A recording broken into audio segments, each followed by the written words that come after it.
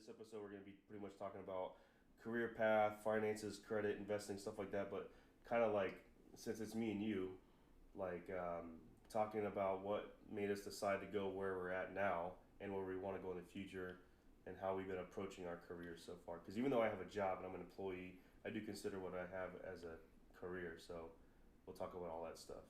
Absolutely. And this is Subsurface Podcast, Episode 1, EP1. Okay. Are you ready to be famous? Famous? I'm joking. Hey, So, I have high hopes, man. I'm just doing this for fun. I know we both are. So that's the only reason that I should ever do anything is just for ourselves and for fun. So this is Kameron Smith, owner, operator of KS1 Marine. Keeping boats afloat and going fast everywhere near you. Hey, I appreciate it, man. Yeah, for sure, man. He actually brought me a hat. And since I don't need to keep my hair tame, I don't wear hats very often, but I will wear it. I gotta show love, Matt. He recommends a lot of people to my business, so. I'm sure none of them have listened, but the thing is, anyone I know that has a business, I always put them out there because even if it's one person that does business, it's a positive. If no one does it, for one, if also there's another thing I think about. If there is one person that's on the fence or says, I heard something bad about that person, if they see me pop up in a chat room somewhere or a post and they say, oh wait, actually I've seen that guy recommend this company all the effing time for like 2 years now, it's got to be something to it. Mm-hmm. So like there's you, and there's my buddy that does the filming, the one that filmed the rabbit, Jonathan out of Lakeland. That dude's a beast, and I'm always like telling people like if you want to get some amazing photos or videos, like to use him because he's the fucking coolest dude. Yeah. Do you ever meet him? No, I don't think so. Zal Multimedia. Hmm. Or Zal Media. I don't know if I'm saying it right. ZAO, but I don't know if it's multimedia or media. But Yeah, I definitely need to get a photo shoot going. that dude is so effing cool. He's the nicest guy, and it's kind of weird because I was always like endlessly telling people about how I wanted to go to Tennessee for my vacation this last December, and he was doing it long before I ever went. Like he would go solo and go hiking in Tennessee during the winter when it's actually snowing. Like it doesn't always snow, but he would go in the snow, like a foot of snow, hiking by himself on the Appalachian Trail, and I'm like, I'm kind of scared to hike by myself. That's sketchy. Especially with all the stories I heard about Yeah. Appalachian Trail. Oh, yeah. But yeah. super cool dude. That's why I always recommend his stuff, and he's actually just good at what he does as well. So That's always a plus. yeah. Well, that one guy you recommended, this gentleman's name was Ryan. He said you recommended him through a Facebook group about a boating group. Mm-hmm. He had a Mercury Black Max 2.5 two-stroke. He couldn't broke the cylinder head bolts. I went over there, and I got his head off for him. And I was trying to get these bolts off, but the position of his outboard, I couldn't hook up the welder to weld nuts to it. So he was an aerospace mechanic for the military, and he said he got humbled pretty quick, and that's typically what happens. He said he got humbled? Yeah, absolutely. Oh, wow. On an outboard, absolutely. Outboard always wins. Oh, okay, when all that happened to him, yeah. Yeah, because aerospace has some pretty high, qualifications. Yeah. And but they don't really deal with the corrosion that I have to deal with on a daily basis. Yeah, they're like working in clean rooms and working with like everything's like brass tools and everything. yeah, tools. I can imagine. Yeah, it's some places like that, like factories. If you're like the specialist, you need like brass tools. Yeah. If I'm around, the other thing is if I'm around someone that's just an aircraft mechanic, much less like actual like military aerospace type of thing, just on like an entry level aerospace or aircraft mechanic, I'm kind of intimidated by him. I'm like, man, this guy knows more than I do. Oh yeah. But I know how to wrench around cars, so I gotta remind myself I'm not so bad. We gotta get you into boats, man. Yeah. I've done a couple things, drained some oil here and there, just you know what? One thing I did for a boat that was the silliest little task, but it was such a funny story. It's probably not that funny, but my old boss years ago, it was like he owned a few companies. So when I was down with one, he had me do some stuff for the boats. He was like, take these props off, and here's this bucket of muriatic acid. Give them a little Scotch Brite, scuff them over, get all the rust off, And I was like, okay, yeah, cool. He's like, be careful. Here's some gloves. Here's some glasses. Don't smell it because it's real strong. It'll fuck you up. And I was like, all right, yeah, no problem, man. No problem. And I go to clean these props off, and it was kind of crazy because I didn't know anything about muriatic acid. And I like drip some on the prop, and the rust just disappeared. I was like, holy shit! Like, whoa! I didn't really have to, scrub them. But then I cleaned them all up, got all the rust off of them, and they were like brand new again. And I took a little whiff, and I almost got floored, dude. It was insane. I was like, ooh. He's like, I told you not to smell it. It was funny. But yeah. So, and that guy with the head bolt situation, was that you got his thing taken care of because you said that you couldn't pull the nuts off? So he's more of a DIYer. I got his head off. I told him, I was like, the head is stuck on. That's basically it. And there's nowhere on the head to pound it off. So I told him, I was like, look, probably gonna need a new head after I beat this thing off. Because I mean, it took me an hour and a half just to get the head off, and it had no bolts on it. It goes to tell you how stuck it was. Internal corrosion, like in the coolant jackets, or right on the head gasket. The head gasket like welds itself to the block. So I sat there with a torch, heating it up for a good hour, just working it off. Finally got it off. His head bolts, there was two, one on the top, one on the bottom. Two of the inner bolts were broken, and I didn't want to take oxyacetylene to him. I could have, but basically I sent him over to Kay to get. Kay's a local parts lady, and she does a really good job with two strokes and stuff like that. So I sent him over there to get a new head for him. A new head for that is $80. So two stroke life. Well, that's pretty chill. I was gonna say, is it related to anything in the automotive world? Because Clearwater cylinder head just exchanges and stuff. I don't know if it was like no. It was mercury playing. You can fix the head, like the head's fixable because it just has some dents in it and it's just aluminum and there's no valves or anything like that. It's a two stroke. So it's just it's just like think of it as like a dirt bike cylinder head, like a little dome top. You can weld it and then just kind of machine it flat again. You can, but it's not worth it. It's cheaper to just buy another cylinder head. Yeah. Always gotta weigh the options. But I did try to get this. I tried to get his head bolts off. Surprisingly, his head bolts are stuck in there really good. Usually the corrosion builds around the cylinder head and they'll snap at the cylinder head, and then you get the cylinder head up, and then the bolts will just thread out. But that wasn't the case. Is that from not flushing the engines after using it on the ocean? It's just how it is. That's just, you can flush the engines real good, they'll still corrode. That's insane. I told him he probably should have just ran the engine without water for a little bit, get it real hot and juicy in there, and then twist the bolts off. Juicy. Yeah, so it's crazy when you heat up a bolt that has corrosion on it. You heat it up real good, you can almost see like the corrosion liquefies and like comes out. It's like crazy. I've seen that before while using a torch with enough heat. Yeah. So obviously we're into the recording already, but you are in the marine field. Obviously, we've been talking about outboard boat motors, and I want you to get more into that too, of like your range that you really mess with. I'm also in the marine field, working for a boat builder, and I'm in quality control. So I look at boats that are being built brand new, making sure that, and not everyone knows. A lot of people think I just inspect it to make sure it looks good and that that it, I don't know, starts up and ships. No, I actually make sure that they're safe. Like in the beginning of where the boats come into my area, in this big building, I have to make sure that what we call station one, everything's being installed sufficiently, because if they mess up there, they can sink a boat. And it's not the only place where a big mistake like that can happen, but that's one of the more obvious ones. They're installing things through the hull, transducers, they're doing, bait wells, any kind of seacock discharge, all that stuff you could think of. I remember when I went on that sea trial with you, and that seacock was like just loose. Really? Yeah. Over in Lake Seminole. That was probably like a minor one.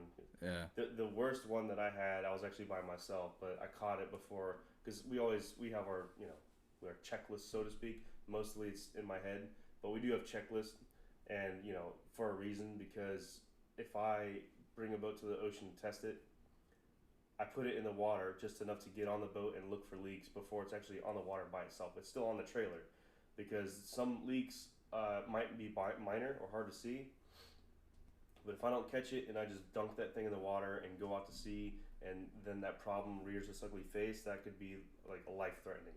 So, yeah, I had one that really kind of freaked me out and I got mad. I was like giving the manager of that department, I was giving him some shit because they don't always, and I'm not gonna say the company name, much less the employee names, but like they don't really check their guys' work.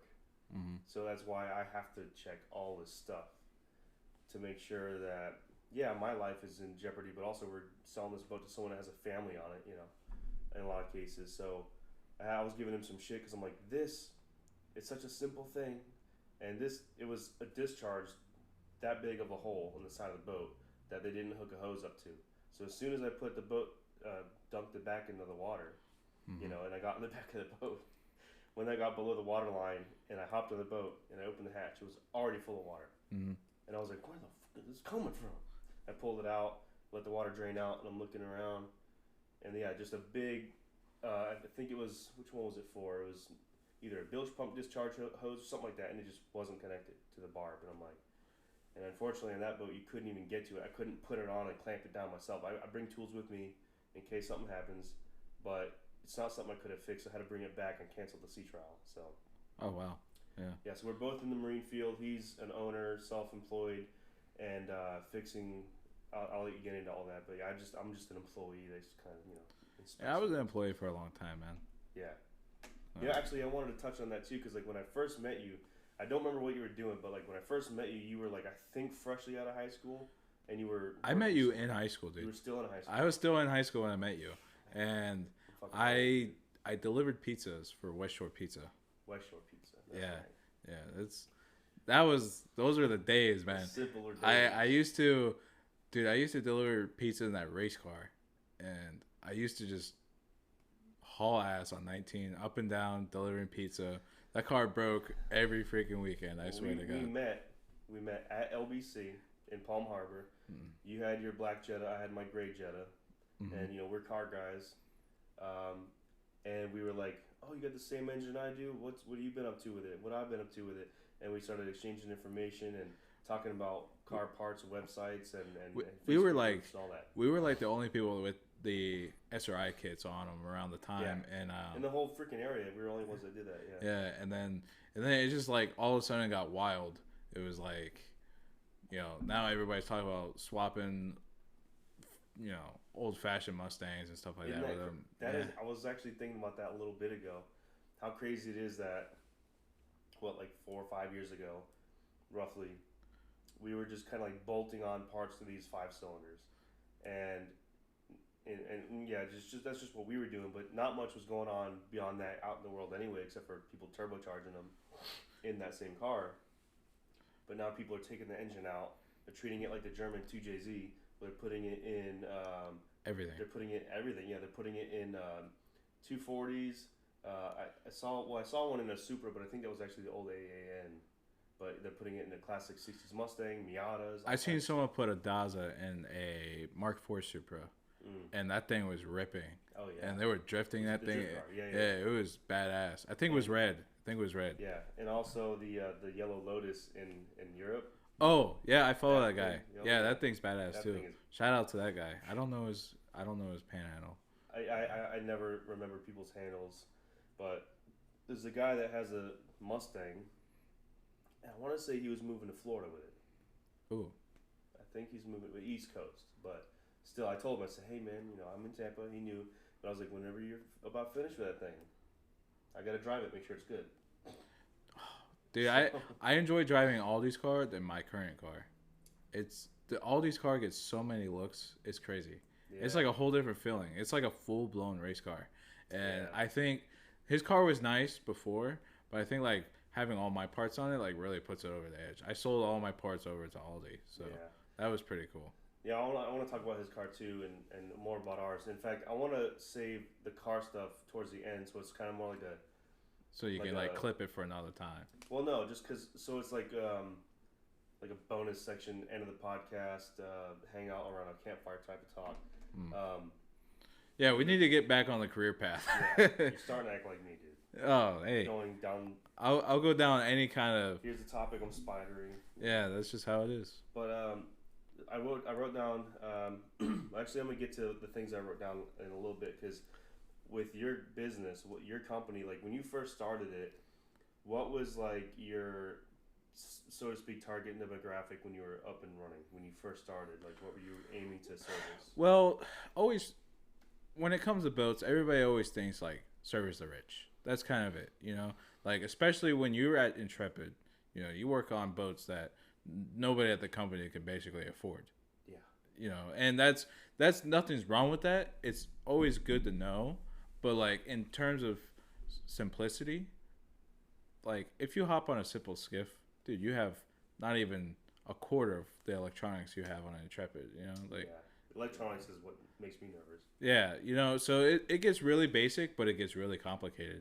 And like when you get into like the older yachts, there's stuff on there like you have to constantly learn because there's just like a whole different standard. Yeah, you know, it's crazy.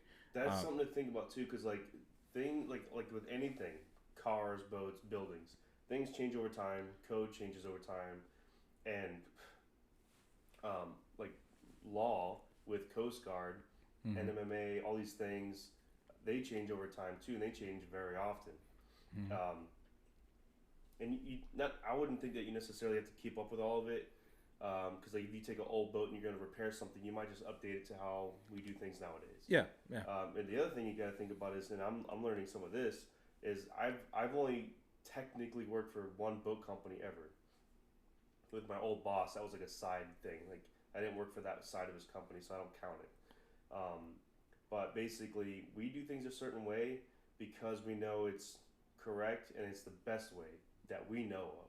The best effing way that we know of as a company. So they tell us, and I abide by that. You know, I say whatever you guys want me to do. Intrepid's a really good company. I'm gonna do that. I'm gonna be on par with that. You know, I'm not the employee that says like this is what they expect me, but I'm gonna find a quicker way to do it. I go by that fucking book. I don't give a shit. But I will say Intrepid, they went so far out of reach for the average person because I've worked on a few like late 90 model Intrepids and they're very nice like fishing boats. Yeah. But now they're just like power boat yachts. You know. Well, I think they follow the kind of company they are is they follow the demand of their majority of the customer base. So if this starts to shift, they're gonna accommodate that more so. Right. And if something starts to fall off, like with any business, if one part of their brochure or catalog starts to fall off, they'll probably eventually stop it because it's not going to make money after a certain point. I remember when I first started, we were making a 24 footer.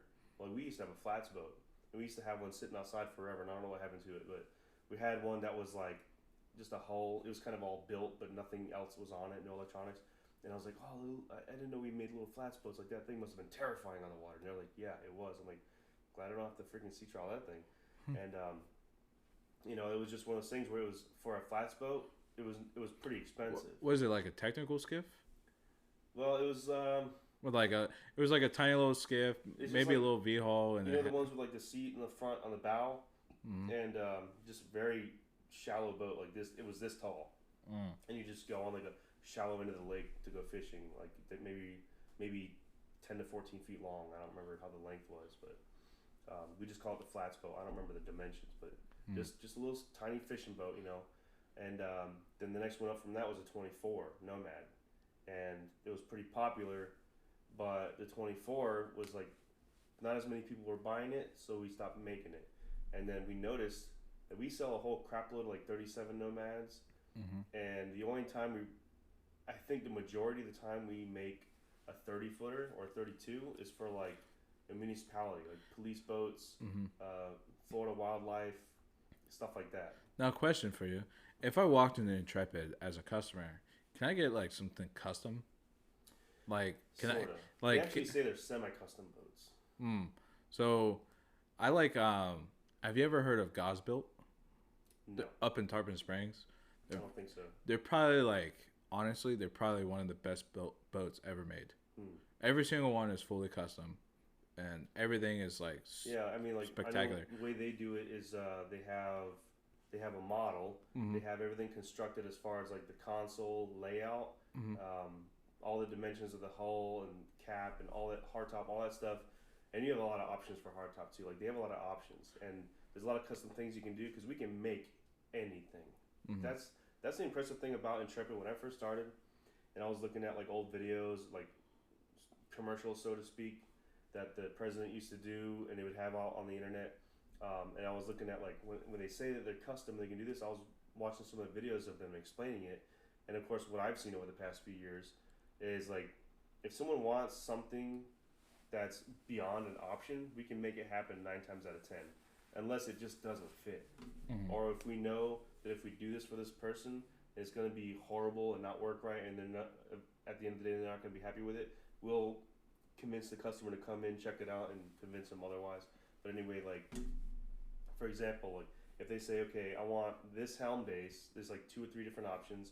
On the back of it, I want like a sink, I want a cutting board, a cooktop, I want a tool holder over here, trash bin over here, and underneath I want a fold out cooler and a 3-drawer package. That's actually pretty standard.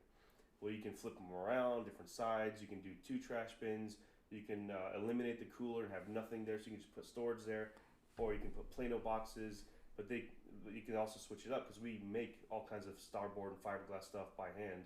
Mm-hmm. And so you can say instead of this 3-drawer package, let's do 4 drawers here, and over here I want 4 drawers as well. But I want this side to have a door that covers it all, and they can just make all that stuff, even Mm-hmm. down to the hinges. They get these long hinges, and they'll cut them down to shape, clean up the edges, and it'll look like it's made for that door. Yeah, that's why I feel their finishes are spectacular for Intrepid. And it is a lot of work to get it perfect because everything's man-made, and some people just know how to make things efficiently, but they don't necessarily care about the beauty. So there's a lot of people that help them along the way say, hey, we need to make this straighter, we need to make this more polished, curved, stuff like that. So if I owned I owned a 4-year-old Intrepid, and something broke that was on the finish, like say the drawers are broken or something, is that something that Intrepid will replace? 4 years old? Yeah. Now, obviously, pay out of pocket, but is that something they would touch? It's hard to say now. At our factory, they wouldn't, but in Dania, where their main sales hub is, it's a lot of things have changed since MarineMax came into the picture, but it's kind of a separate entity now. They might do certain repairs down there. MarineMax, they bought you out? They basically bought Intrepid, leaving Intrepid as our brand, leaving our business model alone, but they paid off like property, they paid off debts, and they just made it to where it's only up from here as far as business goes. They took away a lot of the things that like keep our profit small. You know what I mean? Mm-hmm. So like the property we were on, for example, we were leasing it every month. I forget how much we were paying, but it was a lot. We own it now. Well, MarineMax owns it, and so. And it depends. Like, there's a lot of like this going on now. So like as of now, the employees, I no longer work for Intrepid. I work for MarineMax. Mm-hmm. Like as of like 2 weeks ago, I now am a MarineMax employee. I still work. When did that happen? Well, it's like MarineMax came into the picture and bought Intrepid like a year and a half ago. I might have heard about that actually. Yeah. Thinking back to it, because MarineMax buys a lot of places. So does One Marine. One Marine buys a lot. MarineMax is nonstop. They're going to Italy and buying marinas and companies. Like they're buying boat building companies and marinas all over the place. I think they're the only public traded. Yeah, HCO Marine. is your ticker. Yeah. Just like H2O. I was like, I see what you guys did there. But they're a powerful company, and they mean business. And it sucks though, because usually everybody has some kind of horror story to share about MarineMax, like customer wise. There was one person that told me, when I told them the news, they were like, "Oh no, why? We hate MarineMax." I'm like, "Well, why?" He's like, "I don't know. People just they say bad things about MarineMax." I'm like, "Well, what do you mean? Like, what kind of stories or examples?" He had nothing exactly specific, so I was like, "I don't know." Well, they charge more than anybody else. First off, which is for a big company like that, I guess that's fine. But I guess they're too big to care. Like if they screw over a little guy, like they won't go above and beyond to make sure that customer is satisfied. They just don't care. I see. And that's just what you get with. It's almost like going to Walmart and having bad customer service. You know? I mean, one way I look at it is I don't even have an opinion because like they are such a big company. It's not like I could say something like they're doing it wrong. You know? It's Yeah. like they Yeah. could buy out my parents for God's sakes. Oh But, yeah. my dad's not for sale. He would say no. My mom might take a couple dollars. But basically, like, you know, they have a business. Everyone has a business model where like they probably realize like, for me, I'm simple minded. I'm like, oh, boats. You know, people that own boats typically have a lot of money. So my clientele has money. So I'm gonna charge a lot of money because they have a lot of money. That's the big problem with it. It's gotten to the point where it's almost like they're taking a complete advantage of the people with boats, and it's not right. I've always been pretty fair and transparent to the customer, and it's just not right. Like Mercury is number one, and they're the ones that dude. I see price increases every day. Yeah. Like I quoted this guy, I quoted him for steering cylinder, what steers the outboard engine, and it was a U-Flex unit, which is made by Mercury. It was around 600. Now it's up to 1,000, and that was like 4 months ago. That's an insanely quick hike.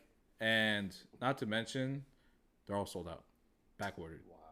Mercury is just That's that the other bad. thing is I think that when they realize they're running out of supplies, they just jack up the prices to get a little bit of money before they can't get them anymore. Well, what happened was Mercury used to be on top of his game, and then they got bought out by New Brunswick because they were owned by Old Brunswick, and then they got bought out by New Brunswick, and it's just been kind of a disaster ever since. You know, I'm hoping they kind of gain traction and stabilize the company a little bit. Now, I say this risking embarrassment because I might be wrong, and because someone told me that they're more familiar with the marine industry, and they might have been messing with me, but I'm going to tell the truth. Is New Brunswick the same company that makes the bowling shoes? I don't know. I don't know anything about bowling. Someone was like, "Well, that's all they used to do anyway." They said that's all they used to do was the bowling shoes. Then they were like buying bowling alleys, and they were buying all these things. Well, I wouldn't doubt it. I mean, Yamaha, they make pianos. Yeah. You know, they started out as a piano company. Now look at them. They make guitars, they make engines, they make keyboards. Yeah, Yamaha is a massive company, and honestly, I'm surprised you don't have their foot in like make a car or something, because they make engines that can be put into a car. Well, they do, because the Toyota 2JZ was built, or at least collaborated with Yamaha, and there's Yamaha V6s I think Ford uses. I think their 3-liter was built by Yamaha, but you know. Well, Yamaha, they just came out with a 350. They just came out with it. They. Oh yeah. I just heard about that today, actually. Yeah, they increased. It came out 2 days ago, I believe.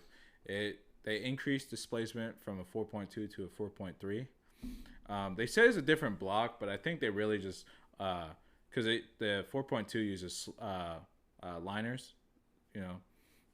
So I think they just kind of punched it out. Yeah, just kind of put bigger liners in it, and it uses some kind of XTO designs. I'm not really sure. I didn't read too much into it, but it was pretty interesting. They came out with a brand new 2010 looking outboard. That's 2010 looking. Well, I mean the 4.2s came out 2010. Oh, I get what you're saying. So it's like the brand new 2010 model. And the 4.2. No, I completely understand. Don't fix what's not broken. The 4.2 isn't that what's in the 425? Isn't that 4.2? No, that's a 5.6, 5.8. Oh, that's right. Yeah, 5.6. I forgot about that. And I was thinking about that because I remember there's sometimes an outboard company will use they'll commingle with an automotive engine. And when I saw 5.6 liter and the way that the badge looked, I'm like, that looks like the VK56 from Nissan. Well, I don't know about the engine. I didn't look at the engine at the time. I think it's one of the blocks are used by Lexus. I can't remember. I think it was the 350, the V8 350. I think that was the same block as a Lexus. Gotcha. Rumored had it. I don't know the extent of that, but that's what I've heard. I just don't really. I don't really look into that because that has. Who cares if it's made by Lexus? Who cares? Yeah. You know, it's just like it's just one of those things. But you know, Honda on the other hand, that V8 first production V8 they've ever made, very cool, very cool, and that's why I think Yamaha. I'm seeing a lot of backlash from Yamaha because even though it's the lightest V6, or I shouldn't say V6, lightest 350 on the market right now, it's a lot of people say it's rushed because Honda came out with their 350 and then all of a sudden Yamaha like pushed that out, you know. But I have no idea what's true or what's not, you know. I don't really collaborate with the companies. So, like you were saying, your customers more so not. You don't focus on your wealthiest customers because. I mean, I tend to treat them very well. But that's not who you're only looking for. Exactly. Like I still work on two strokes. I'm probably one of the few people that work on two strokes around here. And you also work on inboard as well. Yeah. I work on inboards, stern drives, and stuff like that. Yeah. I stay away from diesels because you need a lot of special tools when you're dealing with diesels. That's basically it. Yeah. I would love to get into diesels, but it's like a whole different animal. And I feel like if you had the capacity to just keep grinding constantly like you are, that there's so many old used boats out there, not even on the market. There's just old used boats that I see in people's front yards, not like in a field or backyard forgotten, but they're in their front yard still, looking like they might be seaworthy, but you could tell they haven't really been using it, and they got the stern drive on it, and you know they got a lot of these engines that you work on. So it's like I see like your business is everywhere, you know. Well, that's true, but I'm very fair with the customer. Like I said, if I work on a stern drive, I tell them straight up, sell the boat. I mean, honestly, it doesn't belong on the saltwater. Stern drives are designed and made to be ran on freshwater, lake boats. That's basically saltwater just eats them up. The manifolds rot out because the manifolds are cast iron. It is kind of crazy how like we live by the beach, so there are lakes around here, but they're so few and far between and small. If you have a medium to large size boat, I'll tell you right now, if someone has a stern drive, they're not taking it like around here. They're not taking it to a lake. They're taking it out on the ocean. And then, like some of these boat sizes, like you would think, like, oh yeah, this is made for the ocean, but like, dude, I mean, manifold and risers, like some of these boats have twins, dude, like twin. Inboards and manifold and risers, they're $3,000 to $4,000 like per engine. Holy shit! And like that's the crazy thing about boats, man. Like some people don't realize how expensive they are. And like it's not even like when I say $3,000 to $4,000, that's like parts are a majority of that. It's nuts. Like I would love to make $3,000 to $4,000 labor, but no, I make I probably make around close to $1,000 doing manifolds per engine, but it's because sitting in salt water, so I snap every single bolt off. It actually got to the point where if I snap more than 2 bolts, I just take the sawzall and just saw it off. I mean, I had to do it on this one boat, and it was just bad. So when you were getting out of school, because again, what was the name of the school you went to again? Pinellas Technical College. I went there with I'm sorry, I went there 2 years ago about. Yeah. And when you were going there, you were also working with a boat service company?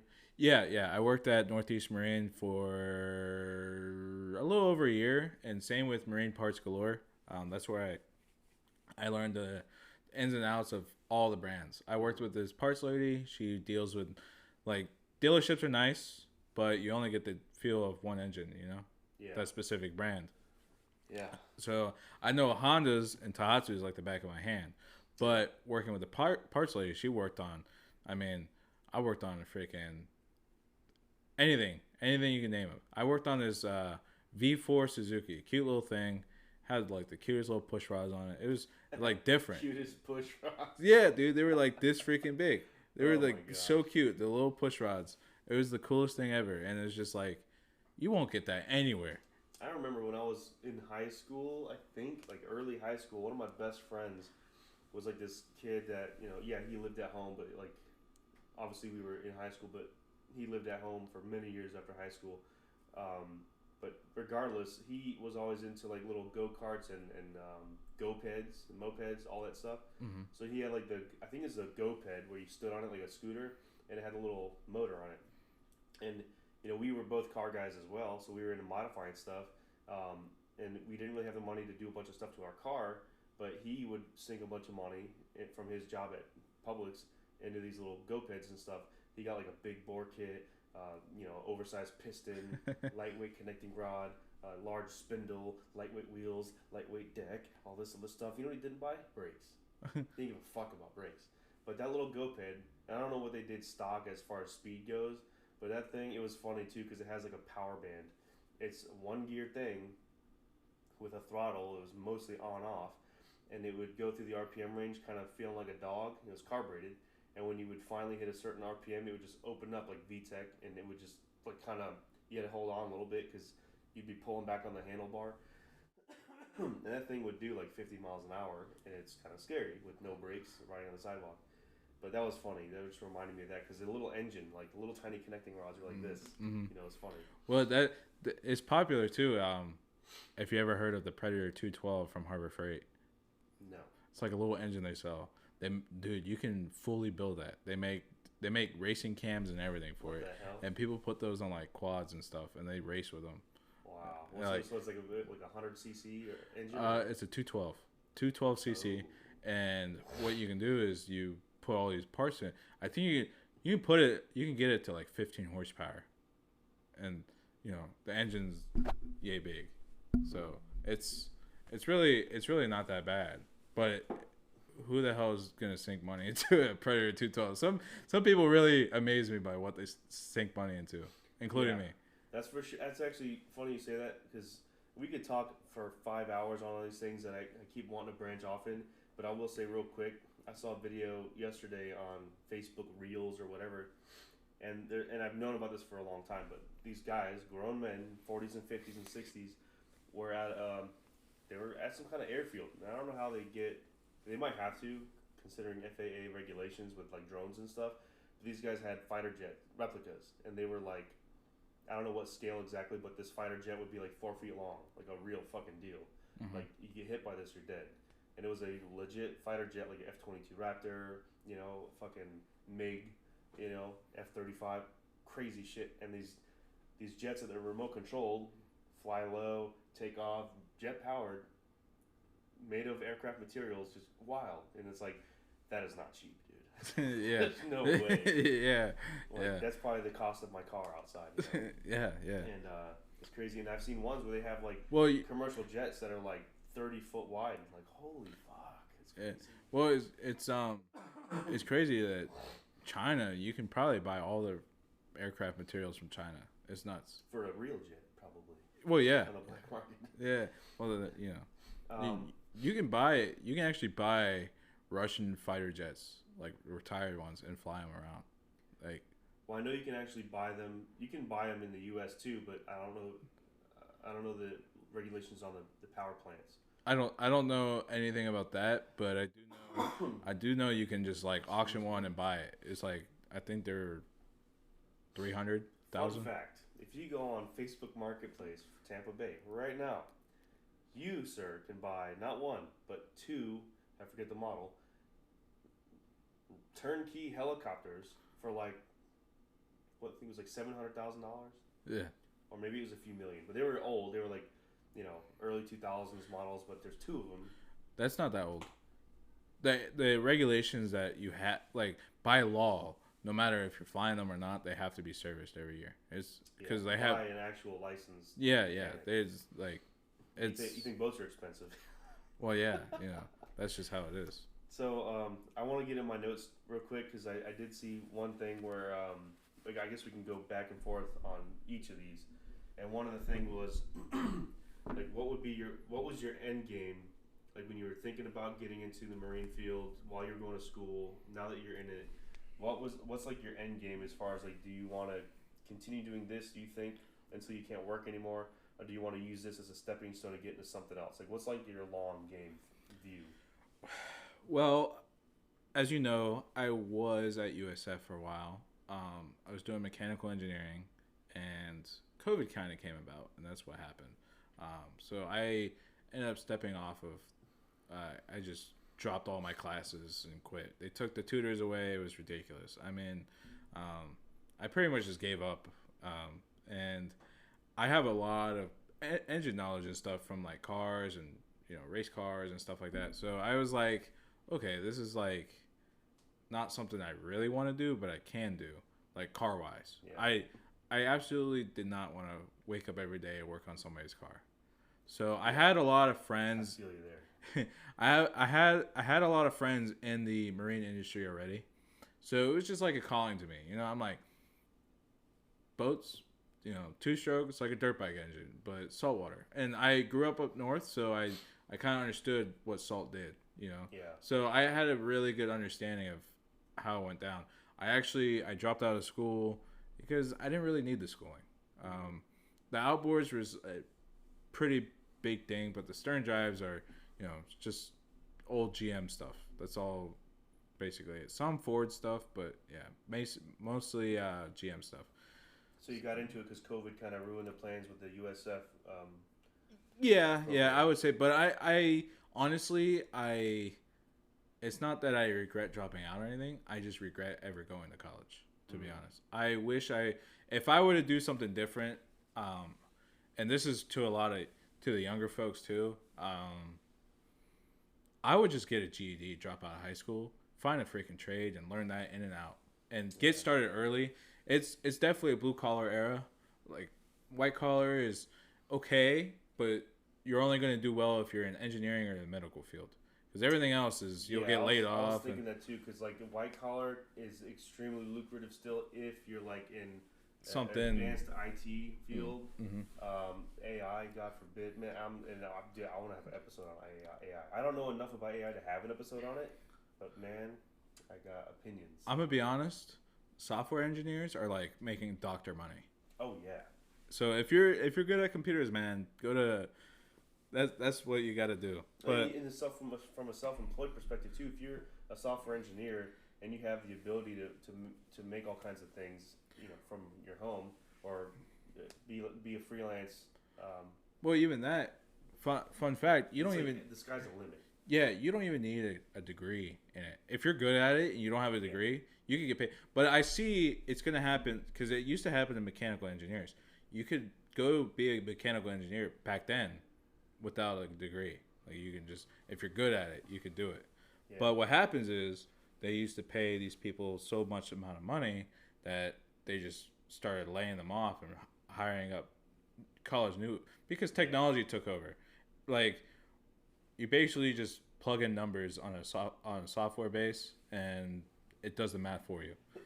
I mean, you got to double check the math and know how to. But the thing that's like tough for mechanics and I mean the engineers different because they're actually designing a lot of the stuff. But like in a parallel in a way for the mechanics, it's like they want you to go to school and learn this particular type of car in most cases, and you can learn how to fix it. You can learn a lot of the stuff in and outs of that brand. Let's say, but then you have we're in obviously the age we've been in since OBD2 of diagnostics, and they're getting more and more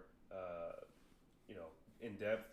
You can get a several $1,000 Snap-on diagnostic tool and read pretty much what the car is doing, and then when you realize what you got to do, so you have to take a bunch of stuff apart where there's all these programs that you have at your fingertips that walk you through how to take it apart. So you don't even really need to have the experience or go through the school to learn how to work on fix a car. Something in an engine. Yeah. You just got to, that's basically it. You just got to know how to work on it. Know how to work a tool and then work around these programs. Boats, you don't have that, which is, every boat is a different animal. And I say this to a lot of people. The marine industry is probably the only field that I can think of that you need to know mechanics, transmissions, physics, like any kind of science. You need to know plumbing. You need to know AC units. You know what I mean? Like you can do anything you want in boats, and you can be rich. Dude, there's people that tint yachts for a living. Yeah. You know what I mean? Like there's guys that just show up and wrap plastic around a boat so it can go down the highway. They're not even going transporting it. They're just wrapping it in plastic. Well, and then up north, that's what they do. They wrap boats to prevent the snow to go on there. And that I was very surprised to see, and I don't know all of it. I was very surprised to see the kind of physics and engineering and thought around that goes into boats. Like when they're making a new model, even if they're just updating a model, if they're changing the hull dimensions at all, like they have these very advanced CAD programs where they say, okay, we need this much chine in the water. If this particular model has only 1.5 inch wide chine down this length, and we need a little bit more stability, so let's widen it. They change all these different things. Like let's add an extra step. We'll get a little less stability but more speed, and like the draft and the beam and all these things that go into play. It's very crazy. What's involved. That you saying that kind of just made me think of something. You know what an andros is? An andros boat. No. It's like a fishing boat. Really nice, like very narrow, it rides really bad, but it's really it's a high dollar boat. You know, we had this customer when I worked at the dealership. He bought one from China. He had it shipped over here. It was like $15,000 for a brand new boat, and I swear, we hung this motor on this thing, dude. Like the stringers, basically the stringers are I guess you can call it the framing of the boat. Yeah. They were like hollow. You can like knock on them and like hear like it's hollow. It was like nuts. Well, it's China. I was gonna say how is that legal, but it's China. They can do whatever they want. It's like crazy. Like it's literally a replica, like exact. That is crazy. Exact replica. But like you can like it's just hollow on the. It's like super hollow.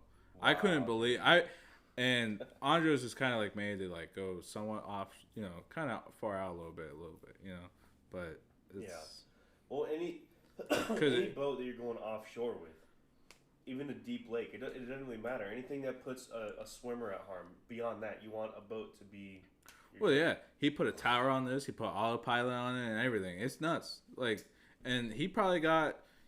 He got his money's worth. He put a Tahatsu on it. And he was probably...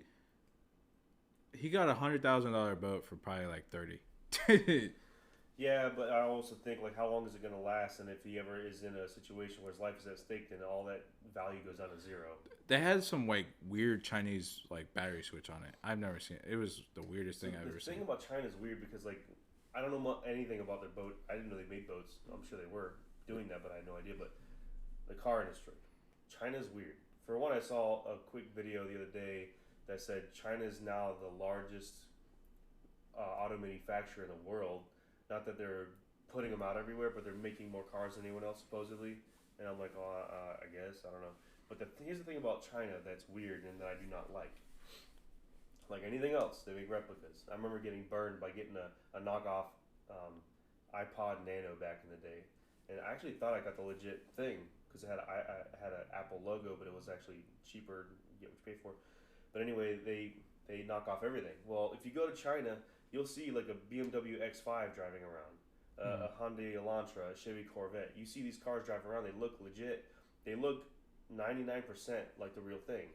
And then they have different engines in them. They have some crappy NA 4-cylinder and a full-size SUV, weird stuff, front-wheel drive when the normal models rear-wheel drive only, stuff like that. They just kind of piece it together, but it's all new manufacturing. And the way they get away with it is they put it under a different name, and they'll put a badge in the back.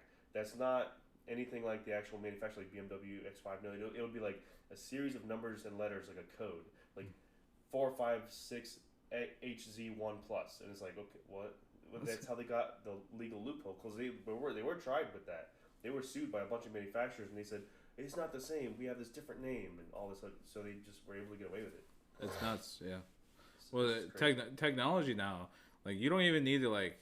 You can just like scan something. There's like scan tools out there. You can just literally just walk around the car and scan it and design, and literally just copy paste the car. That's pretty much how they put the cars in video games. Like they'll scan a Bugatti Veyron, you know. They'll scan the interior of it too, so you can drive the car in the game. But that's how they do it. They like laser scan everything. Yeah. I had a guy that wanted to laser scan my Rabbit at one point. Well, he wasn't going to scan the car to be in the game, but he said he worked with companies like Forza, Playground Games or whatever. Oh, we bought the 07K off of him. Yeah. And that guy was like, oh, I would record your exhaust, and they upload it there for a sound profile and a modify whatever. And I was like, oh, I'd be down for that, but nothing ever came from it. Mm-hmm. Let's see. I want to touch on that note real quick because I haven't really been talking about like my career too much, but mine's less entertaining because you're actually a business owner, and it says we keep straying away. And another thing is, like, I never made the point at the beginning of this podcast that the thing is, whoever ends up listening to a podcast like this or my podcast in the future, I wanted to say like this. I'm hoping at some point someone will be listening to a podcast like this or this one right here, and they'll say, the guy that's on the microphone is in a spot that I'm trying to get into so they can learn from us, right? Mm-hmm. So the idea of me making a podcast and I'm visualizing the people that listen are like way above me in life is like an anxiety-inducing thing. So I can't thinking about that stuff. I want to think about it where people are on our level or there's someone younger than us that are trying to find their way through life and figure it out. Mm-hmm. Because that's why I listen to some podcasts. Like I want to listen to what people are doing that I want to get into, or stuff like that. So if someone's like wanting to start up a business, whether it's marine related or not, they can listen to some of the things that you talk about. Or if they're just like wanting to get better at their career or job or change their mindset, that's the kind of thing I'm gonna talk about on multiple podcasts. That's what's nice is I feel I touch base with a lot of people that are young because I'm younger. I'm 25. And honestly, not a lot of people my age have a lot going on because how the economy is. And it's not the people per se. A lot of people do blame the people, but honestly, it's a mentality thing as well. But it's for sure the economy is just not doing too well. Yeah. Like I said, if I was to give advice to someone who's young, I would tell them friends are important. When I met some really genuine people when I was in high school, and it was nice. I grew up with them and stuff. But yeah, if I was trying to be successful in today's standards, I would probably drop out, like get a GED. Screw college. College is, I mean, think about it. When I was in college, it was just like who can cheat the best to get an A. Yeah. I mean, nobody really tried to sit there and learn anything. I never went to college, but I tell you what it would not be about. Learning anything really, because I'd be focused on one thing. Oh, I know what you're gonna say. It rhymes with rabies, not really ladies. It doesn't really rhyme. Moving on. Well, yeah. Actually, I kind of agree with what you're saying because, like, I went through high school and I had some weird stuff happen that I'll get into at some point. But I had some weird stuff happen where I just ended up getting my GED, and I was there for 4 years. I was struggling in a few classes, and I was gonna have to like do extra to make graduation on time. But then I also had a bad accident where I missed a lot of school, and was also working at the time. I had a bunch of shit going on where I was just like, I'm taking the easy way out, So I was there for 4 years, still took my GED, and got out. But the thing is, when I was in that position at that time at 18 years old. That's when I learned that, like, oh, well, when you go to look for a job, they're not going to look down on you because you have a GED. They don't give a shit about high school diploma versus GED. And as soon as I heard about that, I'm like, okay, well, then I don't feel so bad about it. Let me go get this over with so I can move along and go get more full-time jobs as a graduated adult at 18 years old. Well, it's even funny that, so a lot of people, like, they think that I say this because maybe I did poor in school or anything. I was actually really good in school. I did have a little slip up. I was in a coma my freshman year, and I missed a lot of school because of that. I was in and out of surgeries. Yeah, that was simple me. But no, I actually did really good in school. I have all the merits and stuff, like certain designations and stuff on my diplomas, like extra stickers and stuff for passing my test first try, like all my state exams or whatever. I'll interrupt you, but I got a gold star once. You got one of those? Not quite, but no, I don't care. I didn't walk the stage. I didn't care about it. It was like I was more focused on, like, a lot of people's accomplishment was graduating high school, and like I feel like that's not even like an accomplishment. Yeah. Because school isn't really hard. It's just who's more disciplined. Let's also, especially looking back when you're my age, I'm 36, and when you look back, if you're looking at a job application, for example, and you have to type in like what your high school was, and you have to try to remember, well, what class was I? What was the address of the school? Like none of it matters anymore. And you're like, just to put down that you graduated high school is kind of like, I feel stupid even doing it. Like, of course we graduated high school, and it doesn't matter. This day and age with the internet, you realize how many people that never finished high school are Millionaires, more successful than I am. Mm-hmm. So it's like I feel stupid even saying this is the high school I graduated from. You know, so I get what you're saying, and it's 100% true. Mm-hmm. I will say it is going to depend on certain people. If they're the kind of person that wants to have a service-based blue-collar job, they can be very, very well off if they pursue that. Some people are going to be the same way because, like my daughter, when she grows up, she's probably not going to be blue-collar. She's probably going to want to do something more white-collar, creative, whatever, because she's a very girly girl. Not that always matters, but I'm just kind of guessing with the way she is, and also like with the way I am with her, because I don't really know what she's gonna get into and how serious she's gonna take it. Because at the end of the day, I know her pretty well, but she's gonna have a mind of her own. So I am gonna convince her to go to college for at least one basic degree, just as like a platform, like a backbone kind of thing, and then I'll say have at it, do what you want to do. But I want to have at least something she can fall back on if she does something and realizes it didn't work out and it's a bad decision. It's like, well, at least I have this degree. I can go get this job and not be poor, you know. I sometimes roam Indeed for my fiance. She's currently looking for a new field career to start. So I sometimes roam on there. Dude, I see like jobs that want associate's degrees that don't even like pay above but 20. All the time, I'm like, they want like an associate, like they want an AA. It seems like a freaking monkey could do that job, and they don't pay above 20. And to me, that's nuts because how expensive college is just absurd. Yeah, you take on all this debt for what? It's like it's almost like you gotta be lucky enough to win the lottery to go to college and land a job that can pay your student debt off. Well, college used to be cheap. Yeah. And then the government stepped in and guaranteed everybody to go to college, and then all of a sudden the colleges start hiking their prices up. It's just absurd. One thing I want to say about my own experience is the Florida economy like really was messed up around 2007, 2008 with that housing market crash. Mm-hmm. And I got laid off like 3 or 4 times in 1 year, different jobs. And I just had enough of it.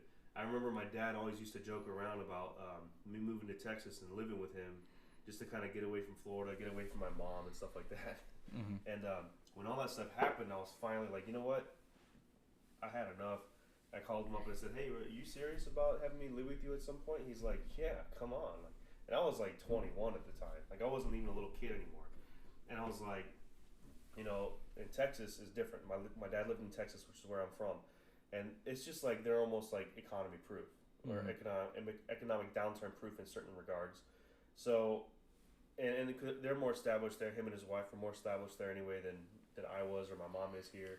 So, well, Texas is more like, I feel like all of Texas is like mostly blue collar. And I think there's just a lot of everything there. It's just such a big place. Mm-hmm. But I called them up and I ended up moving out there for like 1.5 years. And, while I was out there, like I got 2 jobs. I was working 7 days a week, and I saved up some money. I bought a new car, I bought stuff I wanted, like a laptop, a guitar, whatever. But you know, I was just kind of like getting back on my feet and chilling. And I was like, all right, I'm gonna take things more seriously now. I'm working a lot. I was taking life seriously, but I was like, let's think about the next step. And I was like, okay. I went and spoke to a college, shadowed there, took a placement test. I got hit with harsh reality that I was really dumb when it comes to math, and I had to take some what's the name of the classes? I forget it's escaping me now. Anytime I told a story I know the name, but now I can't remember. But I would have had to take some classes to make up for where I needed to be before I could even start any kind of program.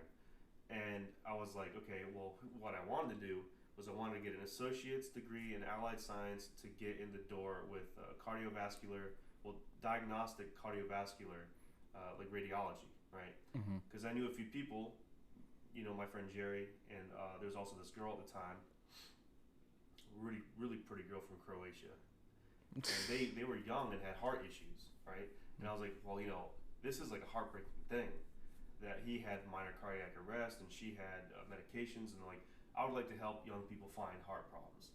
So that's where my whole mindset was. And then I found out the kind of college I had to go through. I mean, getting a degree wasn't the problem, but there is a price tag on the degree to get into that field. And to get into that field, the starting pay is like $42,000 a year at the time, 2009, 2010, and I was like, okay, weighing how much the degree is and how much I would lose in the sense of not being able to work full time anymore, and my bills would be very difficult to pay while doing this, and then like just to get into a field that pays that much. Long story short, some other things happened as well where I didn't end up going to college in Texas. I moved back to Florida and started working for an appliance company. In like 2 years, I was making that same amount of money without the student loan debt or any of the costs. Not debt necessarily. I probably would have had debt, but I wouldn't have had to spend all that money on the degree. I was making that kind of money already. Does that mean I made the right decision? I'm not saying yes or no. It's it depends. Well, nobody can go the same. Not everybody can go the same route. But looking back at it now, like I would have been better off financially over the course of that period of time. But where I'm at right now, I don't want to go to college for medical. I don't want to get in the medical field anymore. So I don't think I made the wrong decision. So that's a thing to remember as well. Like, how much does what you go to school for pay realistically? Right. And nurses were only starting off at like $10,000 a year more than that, and their job is way harder, and they have to get a lot more schooling done. And that was the thing. I was like, male nurses in demand, because I was like in fight or flight mode because I got laid off so many times in Florida. I was looking at what is like a foolproof, like future-proof, economic-proof career I can get into. There's military, government, medical. That was my mindset. I'm like, I don't want to join the military. Like I do, but I don't. I don't know. Procrastinated, decided not to go that route. And I was like, government, I don't think they'll trust me to be in the CIA. I would do it, but I don't think they'll trust me. I don't know. I never tried. Actually, I do think I applied to a job that they would have hired outside of government, like a civilian. They would have and then trained, but they never called me back. So I might be on a no-fly list or something. But I decided medical field. And that's when I went to the school, talked to them, and did all the whole stuff. And it kind of branches out from there with other things in that story. But basically, I was like looking at what's in demand. I tried doing a bunch of research on what kind of medical positions are in demand, because when you think of medical field, there are so many things to do in the medical field. It's crazy. But my big downfall with the medical field, because my mom was trying to convince me to go into the medical field, because my whole life it was all about college. But it was like I hated school. I did well in school, I just hated it. Yeah. But my big downfall with medical is, you go to school all these years and pay all this money, just like you make one mistake, you lose it all. It's just like, I mean, I get it. If you really like screw up, somebody could die, but like at the same time, everybody's human, Yeah, especially if you're like an anesthesiologist, because you make one mistake, they're not waking up. Yeah, well, that's why they're paid really high, is because they have like the highest liability. Yeah, someone said that they're averaging like $270,000 a year or something like that, which is not too bad. Yeah. Well, I was like curious. Surgeon, I saw a surgeon on like a general surgeon on Indeed, like 600 to 900,000. That's it. A year. That's pretty good. I mean that's insanity, but you got to think like how much schooling. I mean, you got to. It's like almost like a pilot. Is that with or without the pharmaceutical incentives? Double that, Jimmy. Yeah, man. It was funny. I always refer to like patients as like customers, because like that's really what they are. You just go to the hospital to get railed every single way. Medical field is still has business models in it. Hospitals are for profit, Yeah, it's nuts. A lot of fun fact. A lot of politicians are usually on the board. So. Oh, of course. So they have to have their finger in something. Yeah. That sounded gross. Anyway, let's just go through the other notes too, because I'll just keep talking and talking. I'm just gonna read it off because I can't really think and read at the same time. Actually, can we swing back, because I never actually end goal. We never actually talked about end goal on career paths. That was like 40 minutes ago. I know, but yeah. What's your end game long term? Well, like, how do you want to retire, basically? I never really thought about it too much. I know a lot of people are into real estate now, but honestly, the way everything's turning, like, I don't really want to be into real estate as a business, you know, or like residential. I don't really want to get into the residential side because, you know, things are getting really bad, and I don't want to be like, I don't want to be like that guy that preys upon the poor. You know, that's just not me. I like to see people thrive. I'd be too giving and probably end up, you know, I'd be the guy that gives you like rent free for Christmas or something. You know, like. You know what? I want to put a pin in that too. I'm gonna let you keep going, but just real quick, I want to put a pin in that because you're saying shit now that I need to hear. Continue. So like, you know, it's just like you look at these rent prices and all these young people that I personally know, I mean, our house down here at Pinellas. I mean, look, you have like a 1 bedroom, you're paying almost $2,000 a month. That's insanity. And people are like, oh, that's normal now. It's just like it doesn't need to be that way. Yeah, it's not. It's just no. It's because what happens is everybody's owning like 20, and a lot of it is all these big companies are buying up houses. I just don't think that's fair to Black Rock. I just don't think that's not really like fair to, I feel, the American people, because it's taken away from the American dream. So I like to stay away from the residential side of things, but commercial is, you know, free use, you know, free game, whatever. But I really want to get into like a trailer storage or RV storage. I feel, you know, get some kind of investor or investment or work up to it and get a commercial loan and get some land and put some fences up and just, you know, something that can make me money while I sleep. I feel there's not like a whole lot of that, but everywhere I look, it's like storage facilities are full, you know, because they're out there, but there's not too many of them, you know, because you can do boats, RVs, cars, but car washes, too much money, and I just feel like you can look everywhere, and they're just about every corner. Yeah. Same with public storage too. That's not really something I wanted. Everything that's getting built nowadays is a Wawa or a car wash. It's like, what are we turning into? Or public storage, self storage. Yeah, and that's not. Well, all the up and coming areas and up and coming neighborhoods are just catering to what these upper middle class families want. They want convenience. You know, they want someplace to store all their shit, because their garage is already full, and they want to wash their car because they don't want to take the time to do it at home because they already work this 12-hour a day corporate job. And, you know, Wawa, because it's quick and you can just get something to eat right there, and it's marginally better than Taco Bell. You know what I mean? Right. Well, going back, I'm trying to keep it all tight in discussion now. You want to keep it type ship, is that what you're saying? Yeah, we're all in the same boat. I want to do that, and I want to have my own dealership for boats. Essentially, I would love to be a Honda dealer and possibly a Yamaha dealer as well, but you know, it really depends. So you'd be good to diversify, because if one has supply chain issues and you're not out on zero, you still got some engines. Well, usually people are Mercury and Yamaha. You know, Honda is kind of a competitor. I shouldn't say competitor. Mercury and Yamaha make up at like 80 or 90% of the whole market, and then Suzuki, Honda, Tohatsu, they're all fighting for that last 10%. You know, that's just how it is. But I would like this. I like Hondas. I like Honda outboards a lot. I'm working on them, really opened my eyes to them. I didn't like them at first, but they definitely grew on me. And I would like to own a dealership one day. And if Honda ever hears this and wants to help a guy out, you know, because buildings are just so unfathomably expensive. Yeah. That's the whole thing too, is I've always been battling myself on what kind of business I wanted to start, because I started learning things, quote unquote, years ago, and they're like, you know, there's all kinds of business models. Do you want brick and mortar where you got all this overhead you need capital for, like you have to pay for your brick and mortar, where you lease it or you buy the land, you build your building, you got the operational costs, or do you want to have an online business? Ooh, where it's almost free to operate. We just got to pay someone a couple $100 or a couple $1,000 to build a nice website, you know. But then it's like, what kind of business do I start online? There's like endless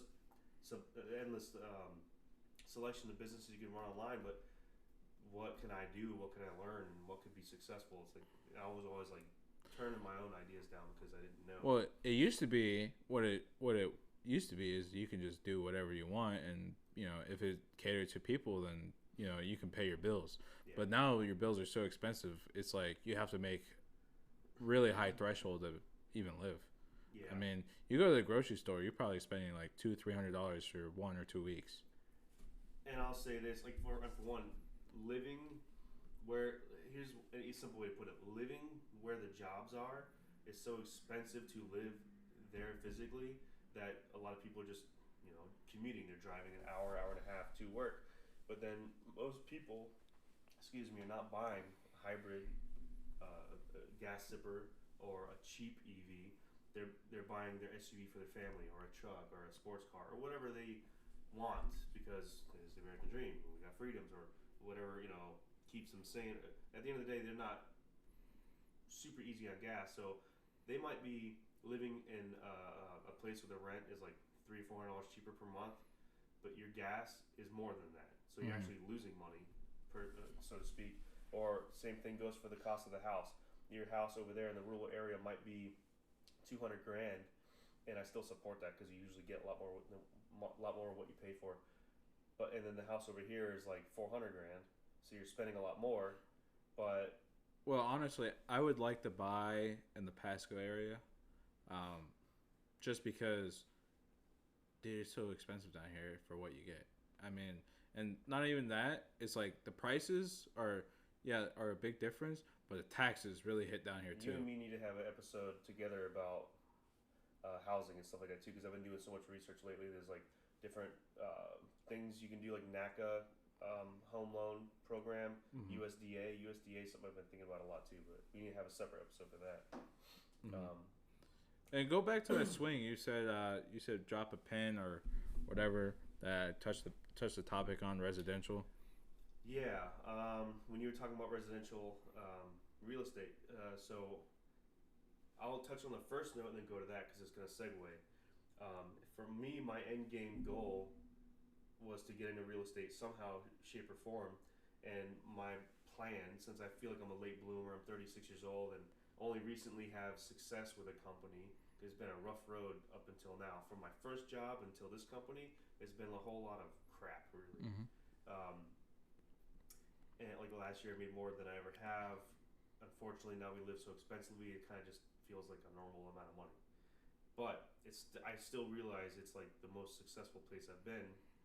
And I wanted to, my whole plan was to use an opportunity like this, like a job that's going very well, that pays enough money to pay all my bills and save up enough money to use that savings to get into my end game of real estate. In my mind, I would save up enough money to buy a cheap property, like a duplex or a manufactured home or a condo, townhouse, something like that, instead of a big extravagant house, and use it as a vacation rental or flip it or whatever. I think you can't really go wrong in any of those ways, just depending on where you buy in at, whatever. But that was my whole plan, was like residential real estate, and on the affordable side, obviously, because I can't save up $500,000 to buy a nice house, right? I mean, people have, but it's super, super rare. Anyone that saves up, like the statistics are saying that most people don't even have like $5,000 in their bank account, right? So how many people, what's the percentage of people working a job, not a career, like a business, how many people have a job where they're saving enough money to buy a house and flip it or rent it out? But I was like, okay, I'll buy a duplex, or a triplex, or some kind of weird setup where I got multiple family units, or a townhouse where I can rent it out for a good amount because it's usually a nice. I think you can get a 12-unit apartment building for around $500. See, that's not bad at all. And that's it's that, like I said, I don't really want to get into the residential side of things, but it could be like a really nice, like, godly thing to do if you get into a residential side and basically create an affordable living for the average person. That would be very godly, like, that would be nice. Yeah, obviously, if I could swing something like that, that's what I would want to do, because when you said what you said earlier, it hit me because I was like, I want to get into this so I can make money. I want to get into this so I can have passive income and I can make money. But then I realize when you say that, well, I am everyone else. Right. I am. There's a million of me out there, so to speak, of single men that make X amount of dollars and they live around here. We're around millions. Of people. That's when so I don't like to like. I know people that refer to it as their business when they get into like rental homes and stuff, and I don't like to call that a business because when you think of a business, you're trying to make the most money, most profit you can. So that's why they hike the prices up so high, and then I get it. Like at the end of the day, like if the house needs a new roof, you need to cover the roof and stuff. But like the like at the end, I guess I would feel less guilty if I was flipping homes as opposed to just renting. Well, that's why I said like renting is not bad if you can make it affordable for the average person. Like oh, the lady down the street rents her house for $400 more than I do, so I'm saving this family $400. That's like a good mentality to have. You're still making money. You can give somebody a place to live, and you're helping people. And like that's what a lot of more renters need to like kind of think about is because when you go into something like that, people need a necessity. Like it's almost like people that are into medicine. You should be into medicine to help people. Well, no, they're in it for the money, and that's what really makes. I know there's some reasons why people rent at a certain rate. Obviously, they want as much money as possible. They don't want to drive down value in the neighborhood, whatever. Well, the thing is also, you don't always want to attract less desirable people that have like horrible. Maybe they clean up the record, but they're not really that dependable. So I understand why some people want to say I'm gonna have rent at the same rate as everyone else, so I can just at that point I'm just sifting through the applications and I'm not worried about this person only making $1,500 a month as their income. But at the same time, a human's a human. If they're not freaking evil, they're not pedophiles, stuff like that. Like, and I don't know what the rules are. Like, obviously you have the discretion, but if I'm renting out a unit, I don't want a pedophile living there regardless. I don't give a shit. I will give it to someone else. I don't know if that would make me a bad landlord or not, but also it does not make me a bad human because pedophiles are bad humans. So it is what it is. But I agree with what you're saying about if I were to be renting somewhere, it would be. And that's where my young-minded kind of comes into play. I come from like a very poor side of things. Like I never had money growing up, and I struggled my whole life. And a lot of people around me had a lot more. 25 years. Well, I grew up poor. Like that's just how it is. Like I grew up very, very dependent on the government, and I personally, me, that's not for me. Like as an adult, I wouldn't want that lifestyle anymore. Like I'm done with that. But I understand. Like it's when it wakes up when you're living on rock bottom every day, and there's nothing you can do about it because of the choices that somebody else made controls your life. That's just how it is. And I just feel that I feel for a lot more people because I've been in their shoes. Yeah.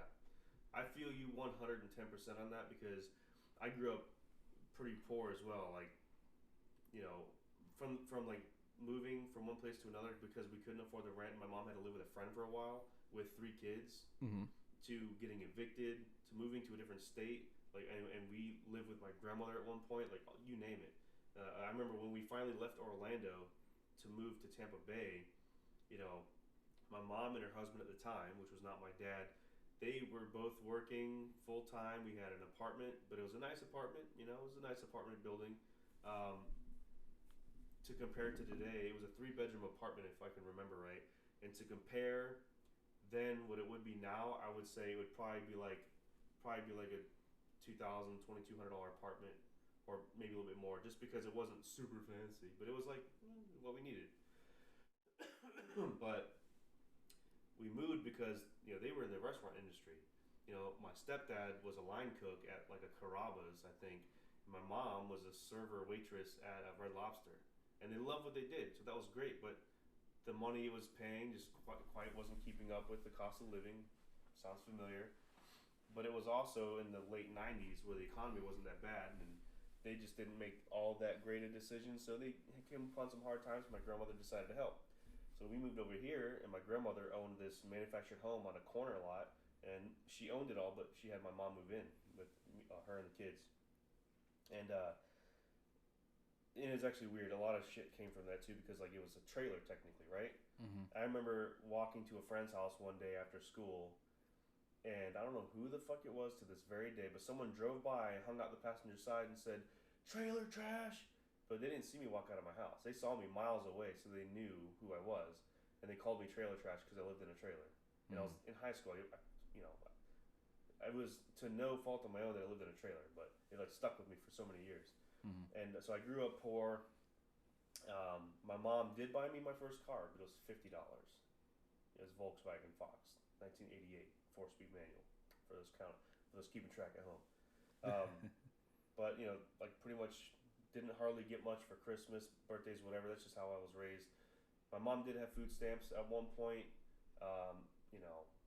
and then by the time I got my first job, when I was about to graduate high school, like my last year, she was working at McDonald's at the time. So that's where we were. She's working at McDonald's. She was no longer married to that guy. And it was just chaos. So when I'm thinking about things like that, I agree where I don't want to rent out to someone who's poor and charge them a rent that's just crippling. Mm-hmm. Like, okay, you make $3,500 a month while your rent's $2,000. Like, fuck, what? Mm-hmm. And it's like, yeah, like some people are like, oh, well, most people are couples, whether they're dating or married, and there's two incomes. It's like, yeah, but if that doesn't last, nowadays, if they're married, what's the percentage of people that stay married? 20%? Well, it's crazy now to think about it. Is a lot of household incomes are like 4.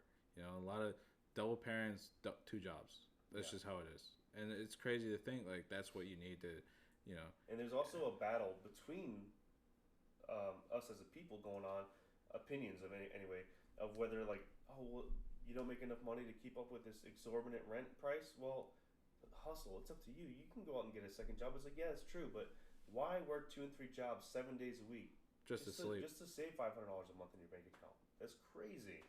Mm-hmm. Instead, we should be fighting power, being like, hey, why is everyone's cost of living so expensive? Everything in this world is pretty much man-made, right? Let's change this so our people can prosper. But they don't want that anyway, so it's going to be a losing battle to some degree. They should make like some kind of like huge development where it's all like bunch of tiny homes or something affordable. There's actually a guy, I don't know if you know him, I can't remember his name at the top of my freaking mind, but I think he's in Canada. He's one of the 2.5 guys. He's a younger dude, but he works for a real estate company, and then on the side he was working for another company where they were building tiny houses, and they were talking about working with some kind of thing, working around some hoops with the government, and I don't know if you know how bad Canada is right now, like good luck. But they're trying to get these tiny homes to be in a program where they could build these in mass for people that need to afford something like that, and to be able to put it on unrestricted land and live in that, right? Because they're like, oh well, you can't, like in Florida, from if I can remember right, what they were building, you can't buy one and put it on land here and live in it. There's some stupid rule against it. There's a minimum square footage. I know that. Yeah, and that's small, but I don't know what the square footage was. But I think a lot of it is regulation. There are some kind of unregulated parts of town, but there's a few unregulated. Like there's an unregulated part of St. Pete. Right over here. Yeah, and it's like people are crazy. They have like boat and car dealerships right in front of their house. It's like wild. Yeah, but there's no space to like buy that house and put it there. You know what I mean? Yeah. But like, you could buy land somewhere. Like what I wanted to do was buy land somewhere not too far out of a developed area. It's like, well, the other thing is like, yeah, you might be able to buy that tiny house for I don't know, 10, 15 grand, whatever it is. But then the cost of drilling for water is double and triple that. And from what I can remember, if you have a company come out to drill for water, you have to pay them to drill in whatever spot.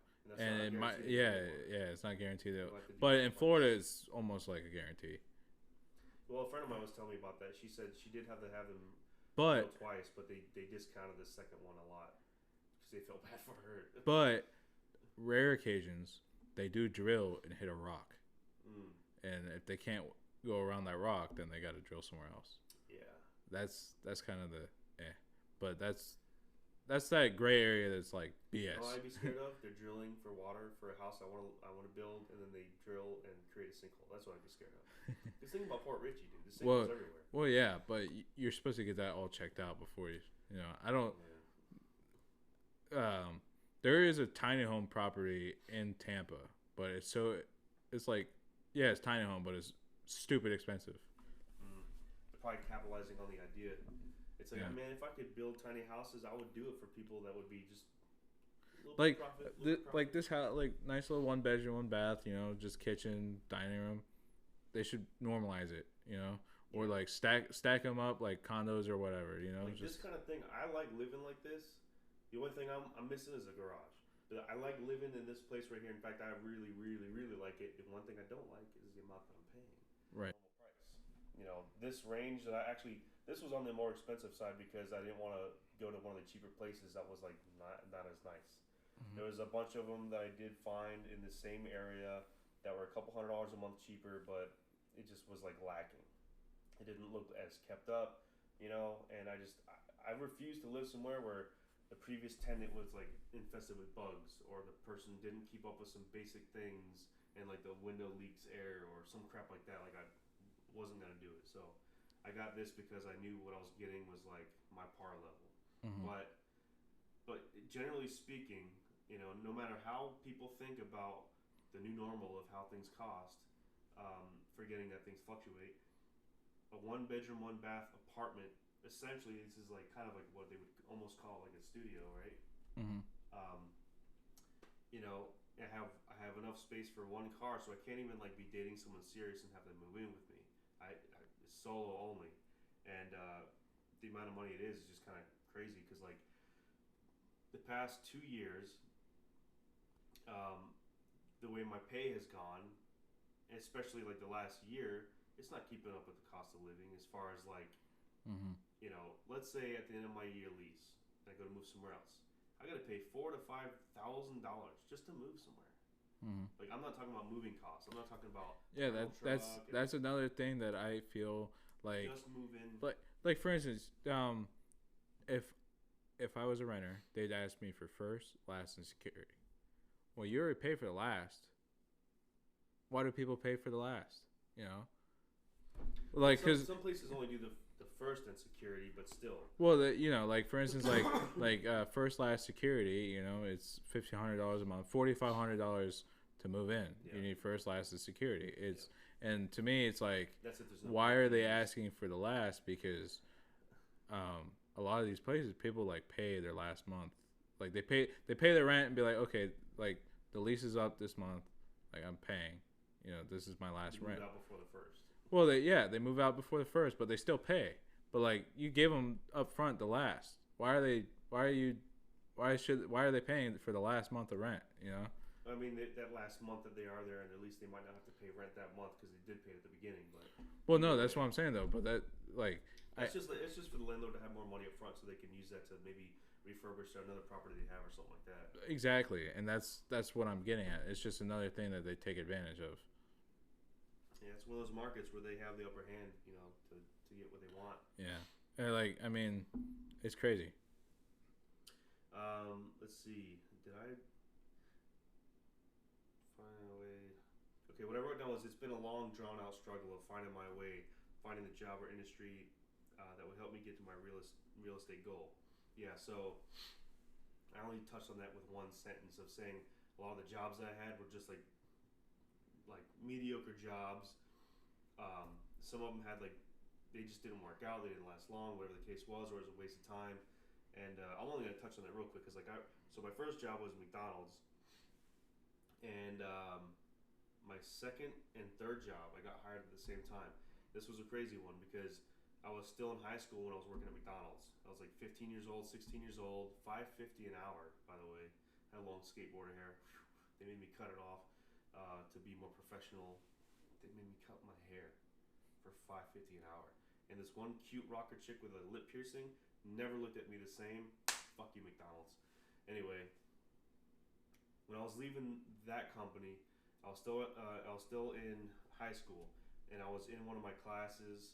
Actually, at this point, I decided to take GED and get out on time because I was struggling in like two of my classes, and part of it was because of working because I was working almost full-time hours in high school and all that good stuff, but I quit working at McDonald's, and right away I looked for another job, and I got 2 calls. One was at a Super Walmart, one was at Quaker Steak and Lube. They both called me, and I'm like, you know what? I'll take them both. I'm about to finish. I'll start one now, and I'll work at the other one as soon as I'm out of high school. And what happened was, like a day or 2 later, like I went to orientation, and like a day after the orientation, I went home after school, and I was in my bedroom with 2 of my friends. They were both sitting on my bed. I was kind of walking around my room. We were watching a movie about a drift car. It was like an Australian movie. I forget what it's called now. It was some Australian drift car. It was really cool, but cheesy. And then I heard something. Long story short, this truck was barreling towards my bedroom. It ran something over, and I went to the window to see because there was always car accidents out there. As soon as I got to my window, the truck hit my house, came into my bedroom, hood deep, threw me against the other wall, destroyed 2 of my dressers. I had a weight bench in there. It threw the whole bar of like 220 pounds into my friend's face and chest. My other friend, that was a tall ass kid for 16, got completely missed by everything. He was just sitting there like, what the hell is going on? And my little buddy that was sitting next to him, he's a little kid, he got hit in the face and chest with my weights and just knocked out cold. And broken ribs, broken nose. And I was on the other side of the room like, what the fuck happened? Screaming, scared, didn't know what happened, dude. And some lady was just like high off huffing paint, driving a company truck, ran into my house. Dude, I remember you told me this story before. And how many people know about this story? That's like freaking nuts. That's like, and I'd pay to see that. You could reenact it, you know. And so what happened was, this traumatic, crazy experience, I totally forgot that I had 2 jobs that expected me to start in a couple days. So I didn't even show up. I didn't even know. I totally forgot about it. And I could barely walk. Like, it took me like 15 minutes to get out of a car, you know. And I refused to go to the hospital. And I was starting to heal up, and I was like, oh shit, the jobs. Oh my God. And I called them up, and they're like, oh yeah, we terminated you. You didn't show up. And I'm like, fuck, here's what happened. And they're like, oh, we don't care. And I'm like, that was a reality check. And they don't care because they don't know if it's real or not. Even if it was real and they knew it, they don't really care. So, so that was my first 3 jobs technically. And then I had a busboy job, and then I worked at Kane's Furniture Warehouse, where I got to learn like the forklift and a few other machines there, and you know, learn the warehouse operations type of thing. Mm-hmm. And I worked at, I worked at like a tool shop, stuff like that, you know. And I worked at an appliance company for 8 years. I learned a lot of skills there with like fixing appliance machines and laundry machines and keeping company to some dudes' wives. Huh? Keeping company to some dudes' wives, huh? Oh, dude, I got stories. Going into people's homes and apartments for 8 years, I've seen some shit. I've seen some shit. I've seen a lot of shit. A lot of shit. We should probably have an episode of where we just write down all the stories we can remember from jobs and stuff. I got some stories. And I left that to go to the low-key Volkswagen dealership. Mm-hmm. Maybe I shouldn't have said their name, but it doesn't really matter because it's public record anyway. And I was there. I wanted to get into that as a career, you know, get into the automotive industry. And I was into Volkswagens. I thought I would join the brand and stuff like that. That was a horrible experience. 1.5 years of wasted time. I almost felt like the 8 years of the appliance company was a waste of time because it was so many years where I didn't really do much with it. I didn't carry on what I learned as a skill. I never made great money at the time. The most I made was $50,000 a year, and that was in like 2017.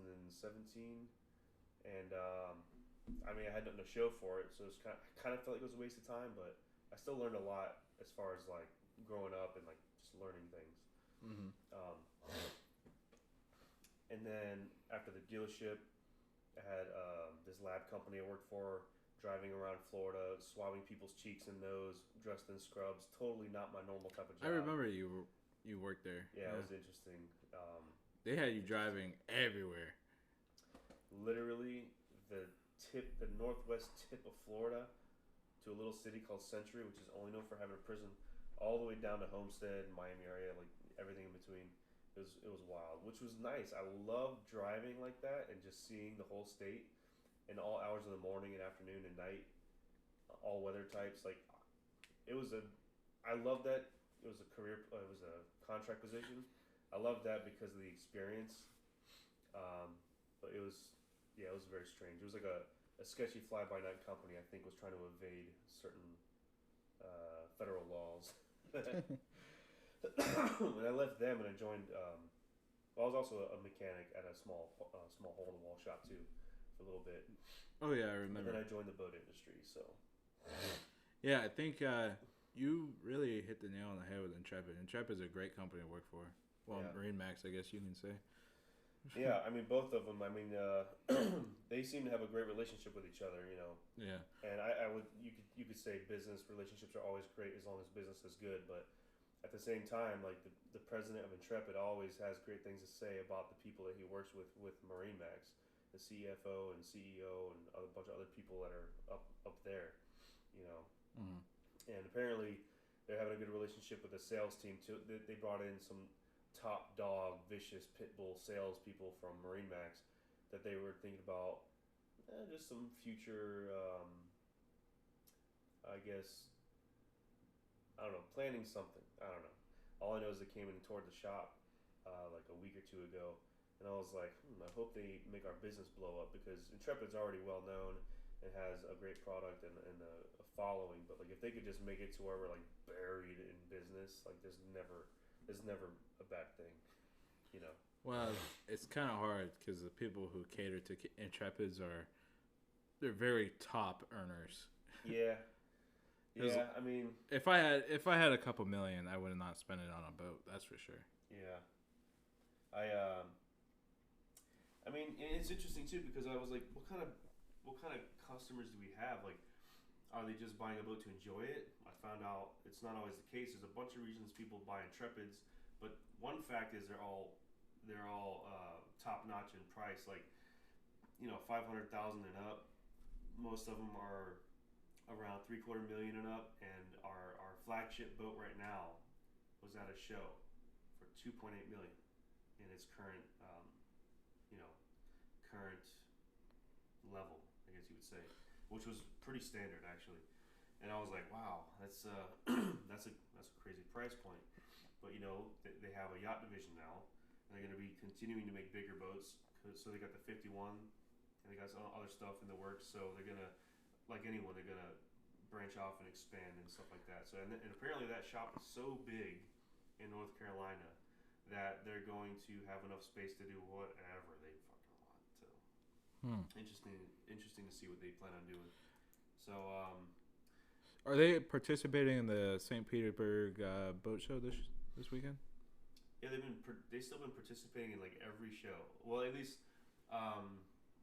Miami Boat Show, Fort Lauderdale, or is it Fort Lauderdale International Boat Show? Yeah, Flibs, and the third one. I remember I took my fiance to the boat show last year, and I remember I specifically told her, I was like, hey, you're going to see some stuff, like, don't act surprised, because boats are expensive, and she didn't really understand what I meant, but, like, we looked at this boat. You see $40 million, don't go, I remember we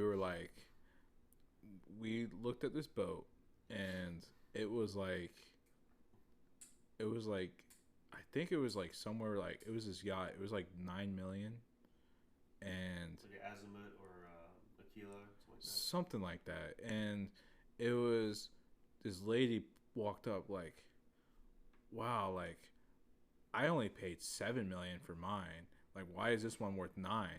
And it said that right next to my fiance. It was like some lady that dressed normal. Some lady like dressed normal, and it was like my fiance's like jaw dropped. I was like, yeah, like people got finance that more likely. Yeah. Well, yeah. If they're looking at a $9 million boat, chances are they have at least 10 times that in the bank. Yeah. A lot more. But people do finance Intrepids too. Well, yeah, but I mean, usually that's because they probably get a new one every couple years. Yeah, I mean, because they actually hold their value, and in some cases are worth more after like a year. They're worth more than what they paid. So it's kind of crazy. They can flip the boats in some cases, which I was actually gonna say. Like, imagine some guys will build their dream Intrepid, and some guys will just buy a standard like 47 Evo and hold on to it for a year or two, put like 50 hours on it, and flip it. Yeah. Well, that's another thing. Imagine buying an Intrepid before COVID and then now. Oh my god. Yeah, prices have changed a lot.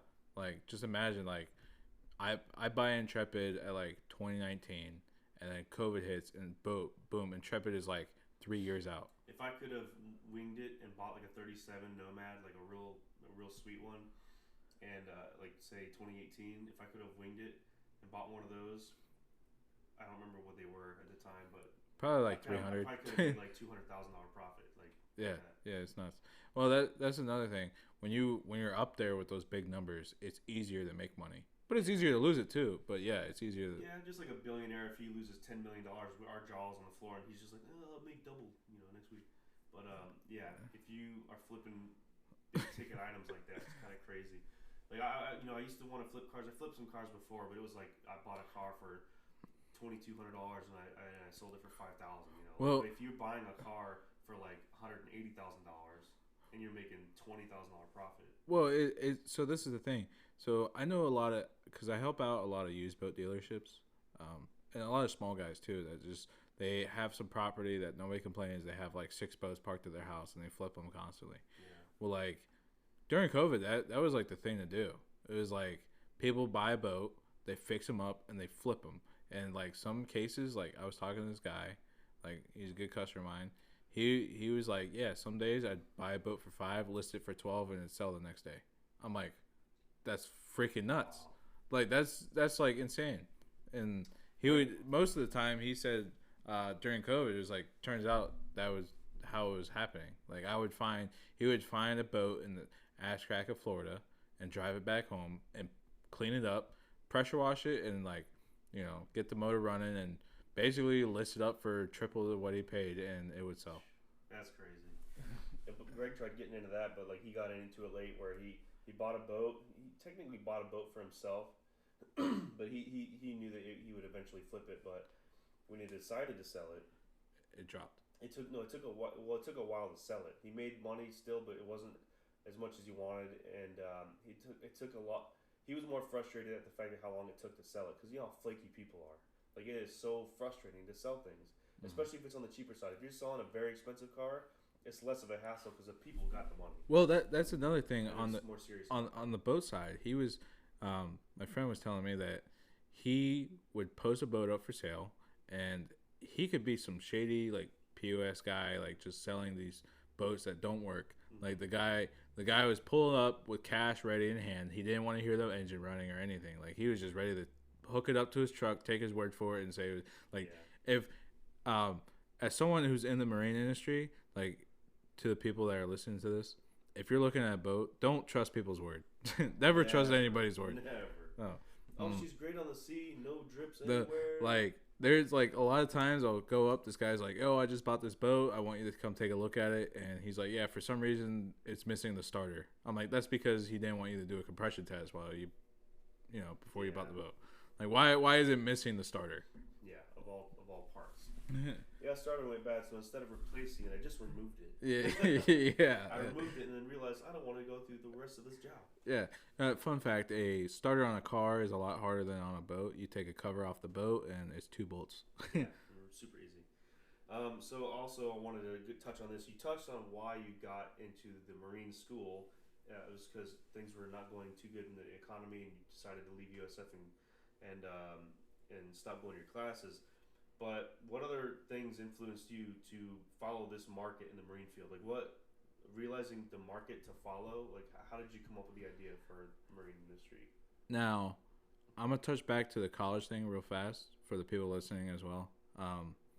Fun fact, I got out of frustration. I literally went online and dropped my classes, like deleted them off my schedule. And I ended up having to pay back a lot of money for that. Really? Yeah. And because I was on grants, so it's like this is the shady stuff. I could have just stopped going and failed the class, because it when you drop a class late, it pulls up as like a dropped, which is basically a failure. You know what I mean? So it's like the same thing on your transcript. So it's like real shady. I could have just failed the class instead of dropping it and not have to pay any money back. So if anybody listening to this, like, don't drop your classes, just don't show up. Yeah, yeah. Basically, That's so just weird. it's stupid. It's so stupid for anybody dropping out of college. If you're on grants, just fail the classes and you don't have to pay back the money. Stupid. If you're failing, just keep failing. You can do it. um, but yeah. What was the question again? I'm sorry. So, what other things influenced you to realize that in marine industry was the market you wanted to follow? I worked with Captain Dave on this job, and I remember it was down in Treasure Island. It was at this dock. It was early in the morning. It was like stupid early, before the sun came up. Right. We're working on this inboard. I'm working on this Crusader. Fun day. It's always fun when the engine's blue. You know, Crusader. Terrible. But yeah, I pulled the manifold off, and then I remember I was bringing it out, and it was like the sun just rising. The sun, like this, the sunrise just hitting that water. Cause I've never grew up on a boat. I never. So at this point, you were just helping him out. Yeah, yeah. I never grew up on a boat. I do nothing about boating. I never fished. I didn't know the lifestyle. So I go out and, dude, just seeing the sunrise like bounce off the water, like I'm like, damn, I'm working, making money. Like what? Like out there. yeah, it's so peaceful, and it's like, wow. I think that's what really did it. Because I'm like, dude, I really like this. And I had doubts at first. I know that feeling you're talking about. So I want to trail on that because I'd been on a couple boats before, sort of like, man, when I was a kid, like I went to Texas to see my dad, and we met up with some of his friends at a lake, and we took a pontoon boat out. But it was like, the sun was kind of already out, but it was like overcast, nothing exciting at all. Just on a pontoon boat in a lake, nothing beautiful. Fast forward to when I started working with Intrepid. Well, at first I was in a different position than I'm in now, but say fast forward, I started with Intrepid, and like maybe 2 months later, I end up on one of my first sea trials, and I'm helping one of the guys out. And the coworker I was with is more of a veteran. He's been there 20 plus years. So we take out one of my first sea trials was on a big boy, $1 million 47 Evo. Quad engine. 2 bedrooms. Really nice boat. When we take them on sea trial, they might not be fully done up with like all the upholstery and the paint and all the bells and whistles, but it's a 90% built boat that can be tested on the water. But at any rate, we do all the things we got to do. We strap it up. We do all these checks at the factory, make sure it's good to go, because it's a hassle to get any of the boats to the boat ramp, especially the 47, because we have to hire an 18-wheeler to pull it there. Get it to the water, unstrap it, get everything ready to dump it in the water, and put the dock lines on, the fenders and everything, get everything turned on, prepped, put it in the water, and then when we are on the water, we have a whole process before we get to really do any testing, much less enjoying the boat, because we do try to enjoy the boat while we're testing it out. There's a lot of things we got to do. Long story short, when we finally get everything done and we're on the water, we're cruising through a low wake zone, I'm kind of like looking around, taking it all in, and it's like, probably like 9-10 o'clock in the morning already, but we're just cruising through. When you're in the intercoastal, it's a lot quieter than it is when you're by the street, in the parking lot, and the water's just kind of rippling off the sides of the boat, and you might see like some birds dip onto the water looking for fish, or a dolphin, some birds flying over, and all you hear is a little bit of water around you and the engines, and I'm just kind of looking around, and it's just so peaceful, and like the feeling you had, like I'm at work, I'm making money right now, and I'm on this really expensive boat, just kind of relaxing. And there's a bunch of times where I had that feeling, like a bunch, right? And then one day, it's just kind of cheesy, but I had my earbuds in, listening to some music, and we were going through low wake zone, about to go test another boat, and I was going through, like I made a playlist for like some old classic songs from like my mom and dad's era, from like the 70s and 80s. And this song from Christopher Cross came on called Sailing. And it's the cheesiest thing for anyone that hears this, that knows that song. It's like real cheesy, but it's about sailing on a boat and the feeling that you get. And I was listening to the song while we're cruising on this boat, and it was like really nice outside. And I'm just like, man, this is so peaceful and relaxing. I can get used to this. I love this. And so I definitely understand why people want to get boats. And working on them kind of has its perks too. Like sea trial is a great thing. it's a lot of people at work don't realize the kind of responsibility and stress that comes along with it. Because I can write a small book about it, but at the same time, I try to enjoy it and take advantage of the moments like that. You ever had like a boat, this $1 million boat you see trial, you like hit something or anything, or you scratch it? No. The worst I've ever done was kind of run into a shallow area where I took a little bit of paint off a skeg because sometimes it's hard to avoid if it's super low tide and there's like a lot of people in the channel that just cut you off, like a bunch of idiot like pontoon rentals and jet skiers. They just sometimes they don't look where they're going, or they kind of force you out of the channel because like I'll be doing speed runs, doing like 70 miles an hour, 60 miles an hour, whatever it is, and I'm like looking down at the data, writing it down, recording it, whatever, and then I'm going full speed, and the channel might get narrow, and there's someone coming my way, and they're not giving me space, so I might have to slow down and like literally hug the side of the channel so that they can get their ignorant ass past me. And then sometimes it's just been a little shallow, and just all it takes is to run through a little bit of sand, and paint comes right off. Basically, That's for the most part. That's the worst I've ever done. My boss has done worse, where he went through outside the channel. No one forced him out. He just kind of like went a little too much of a loop, and he went through like an oyster bed with quad V12s, dual prop, and they had to add material to the skegs to reshape them because he took off so much metal, and the two inboard engines, he had to replace the props, all four of them. Did they were they pissed off at him? I don't know who expressed any kind of like, frustration or anger about it. I'm sure someone was kind of like, what the fuck, it's a lot of money. But no one was like openly screaming at him or anything like that. He never got like penalized for it, or because they know things happen. It's the real world out there, and it's better than running the boat into something and getting hurt. Because like honestly, that repair is way cheaper than him getting injured and sending him off to get checked out, fixed, workman's comp, all that stuff. Oh so, yeah, absolutely. They know things happen. We don't do it on purpose, so it kind of is what it is. But we just don't do it very often. The other situation I had where nothing happened at all, but it was a close call, was I took a 24 out there before we stopped making them. I took a 24 foot nomad on sea trial, and I had to go to a different boat ramp because there was actually a big accident and a road closed going to the other boat ramp I'm used to, so I had to go to Bay Pines. I pulled up in there, got everything ready, and the boat's at the ramp tied up idling for like 45 minutes. There's a lot of fishermen coming and going, unloading their freaking catch of the day, like a lot of shit going on. And I just couldn't make my way out there yet, so I was idling, going over some things, checking the boat out.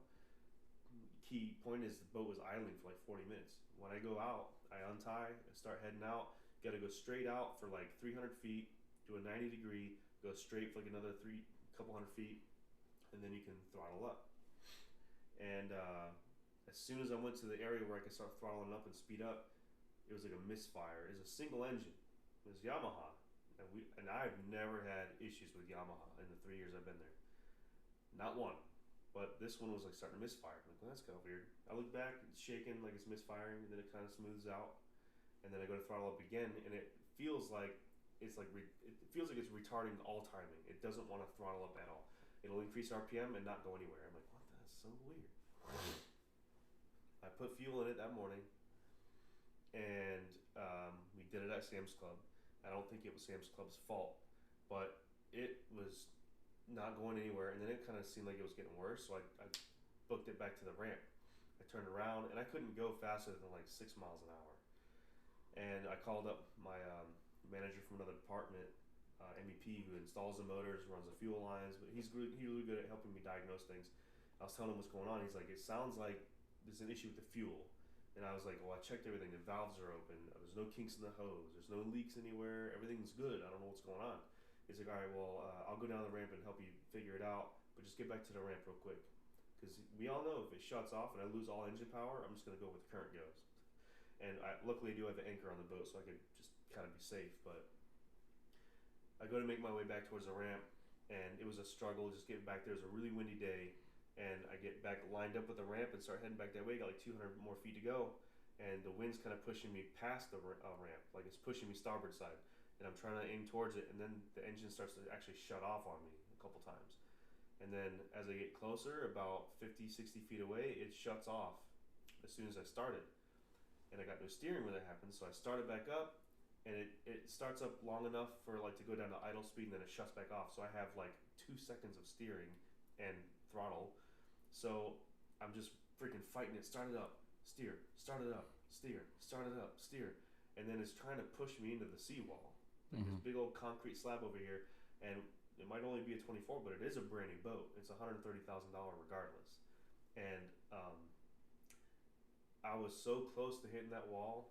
Like when I finally got close enough to the dock where I could pretty much throw a rope over, I was like the wind was pushing me over towards that wall, so I was almost hitting it, and there was no bow thrust or anything to hold me over.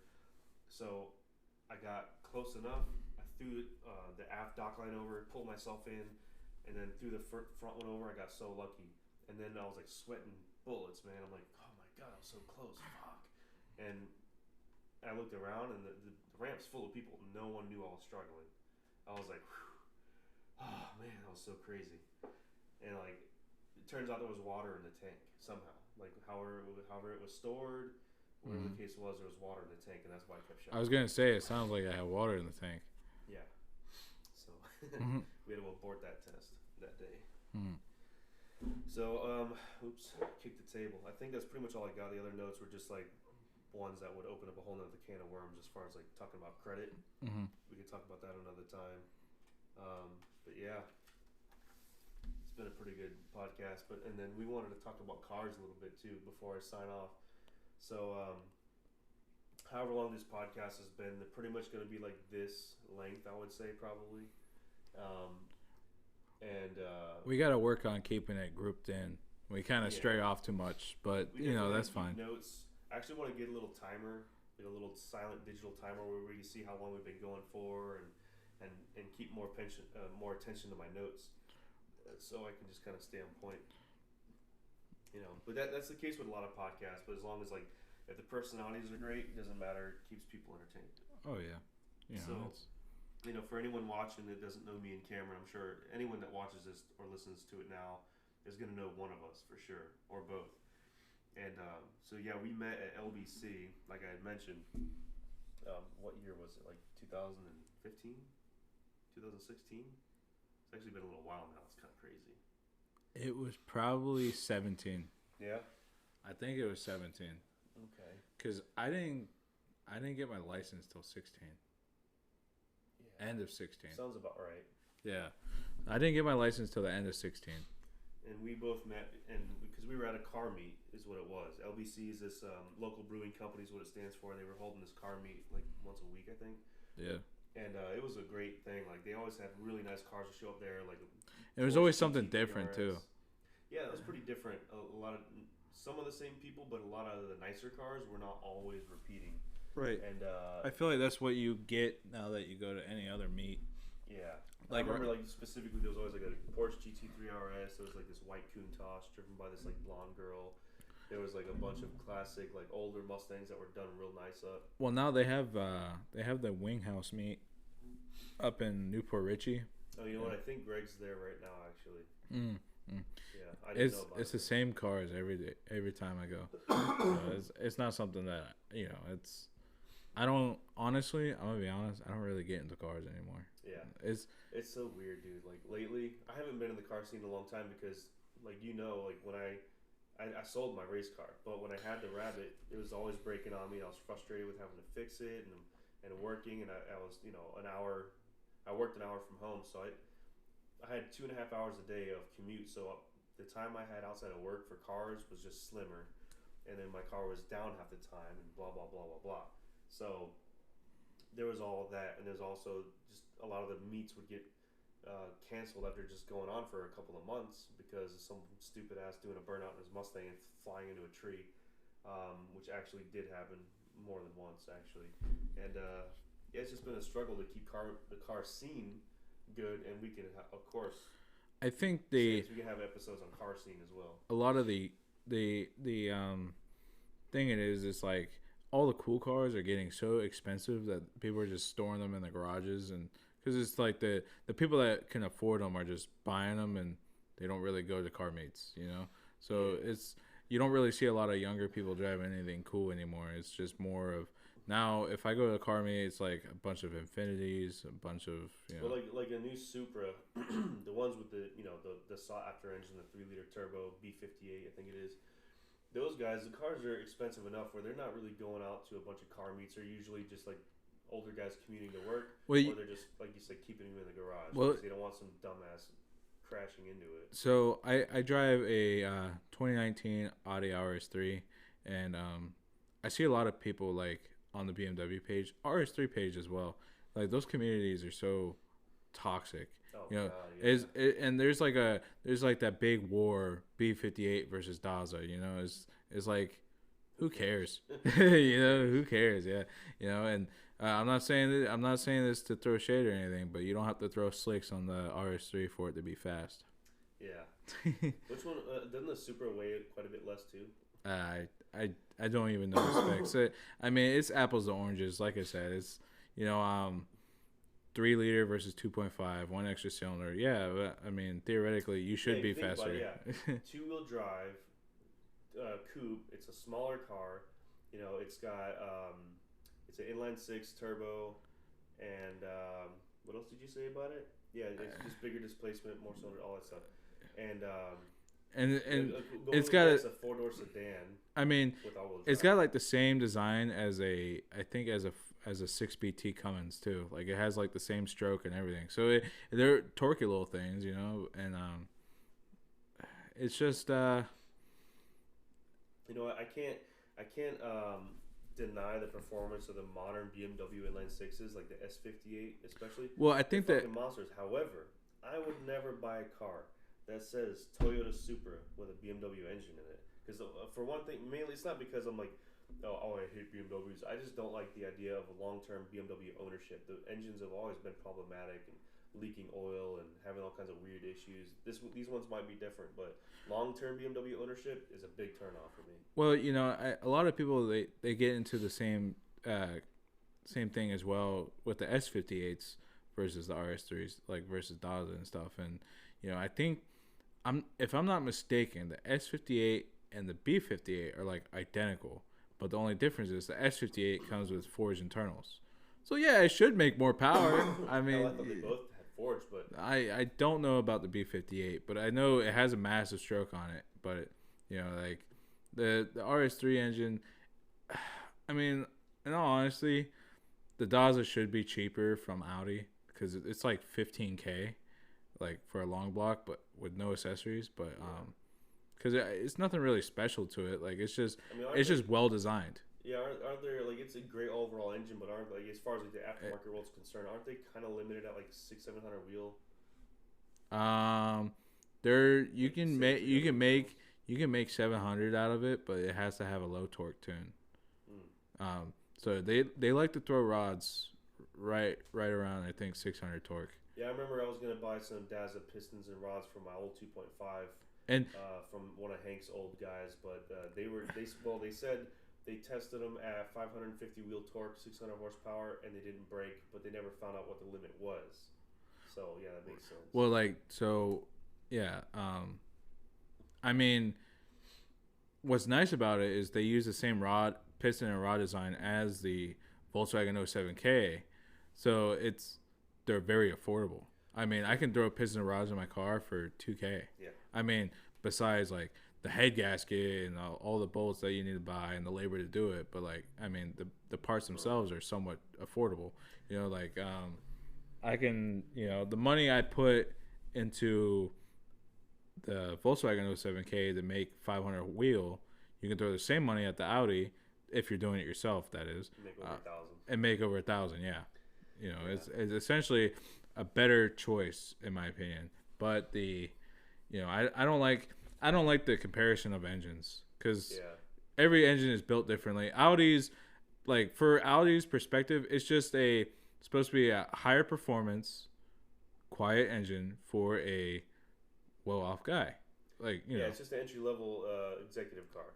I mean, because when they look at the RS3, the 3 model is their cheapest one in the line, so it makes sense for like the RS7 to have crazy amount of power. Yeah, the R7 comes stock with like 510, 550, something like that. So like when you compare like an M4, granted the base price is like $100,000 on those. Yeah. So like it's like a whole different price comparison. Yeah. Yeah, and the Supras aren't cheap either, and Supras are right around where RS3s are, I think. I think the B58, I don't remember for sure, but like what they can. I know a lot of guys are like they're doing just E85 and downpipes right away. They're making like probably close to 600 horsepower, but like the S58, like the M2, the BMW M2, the newer ones, those guys in the S58 were doing like downpipes and E85 tune, making like 700 fucking wheels. Like what the fuck? Now they're coming out with a Supra model that has the S58 in it. Oh yeah, I heard about that. But it's like a $30,000 markup. You might as well just build the B58. Yeah, that's not worth it. I mean, and honestly, the thing is, BMWs, their transmissions always sucked. I don't know what it is, but they never can seem to crawl out of the hole too well. The B58 platform for the Supra and stuff seems to be doing well. I think it just got a lot of traction because of the name. Like the B58, I think the Supra is really what pushed the B58 in popularity. Probably. So I think it was a good thing for Toyota to have the Supra name, and I think it was a good thing for BMW to have it inside the Supra. But in terms of this versus that, I think the B58 might have the edge if someone wanted to put the R&D into it. Because you got to remember, Hank Iraz put a lot of R&D into the RS3. If he hadn't done that, then I don't know where we would be with them, I think he's one of the top 5 people in the entire planet that put the most R&D into the 2.5s, because there's some people in Europe and other countries, like, well, at least as far as the Daza goes, probably more exclusively just Europe. And Iraz is all of U.S., obviously. And he just pretty much built his whole career off of that. Well, now I guess he's kind of focusing on the R8s, but. Well, that's a cool project too. I was just about to say the 07L, the V10 5.2. Yeah, Hank has a speed record for the stock engine in the world now for quarter mile over 200 miles an hour.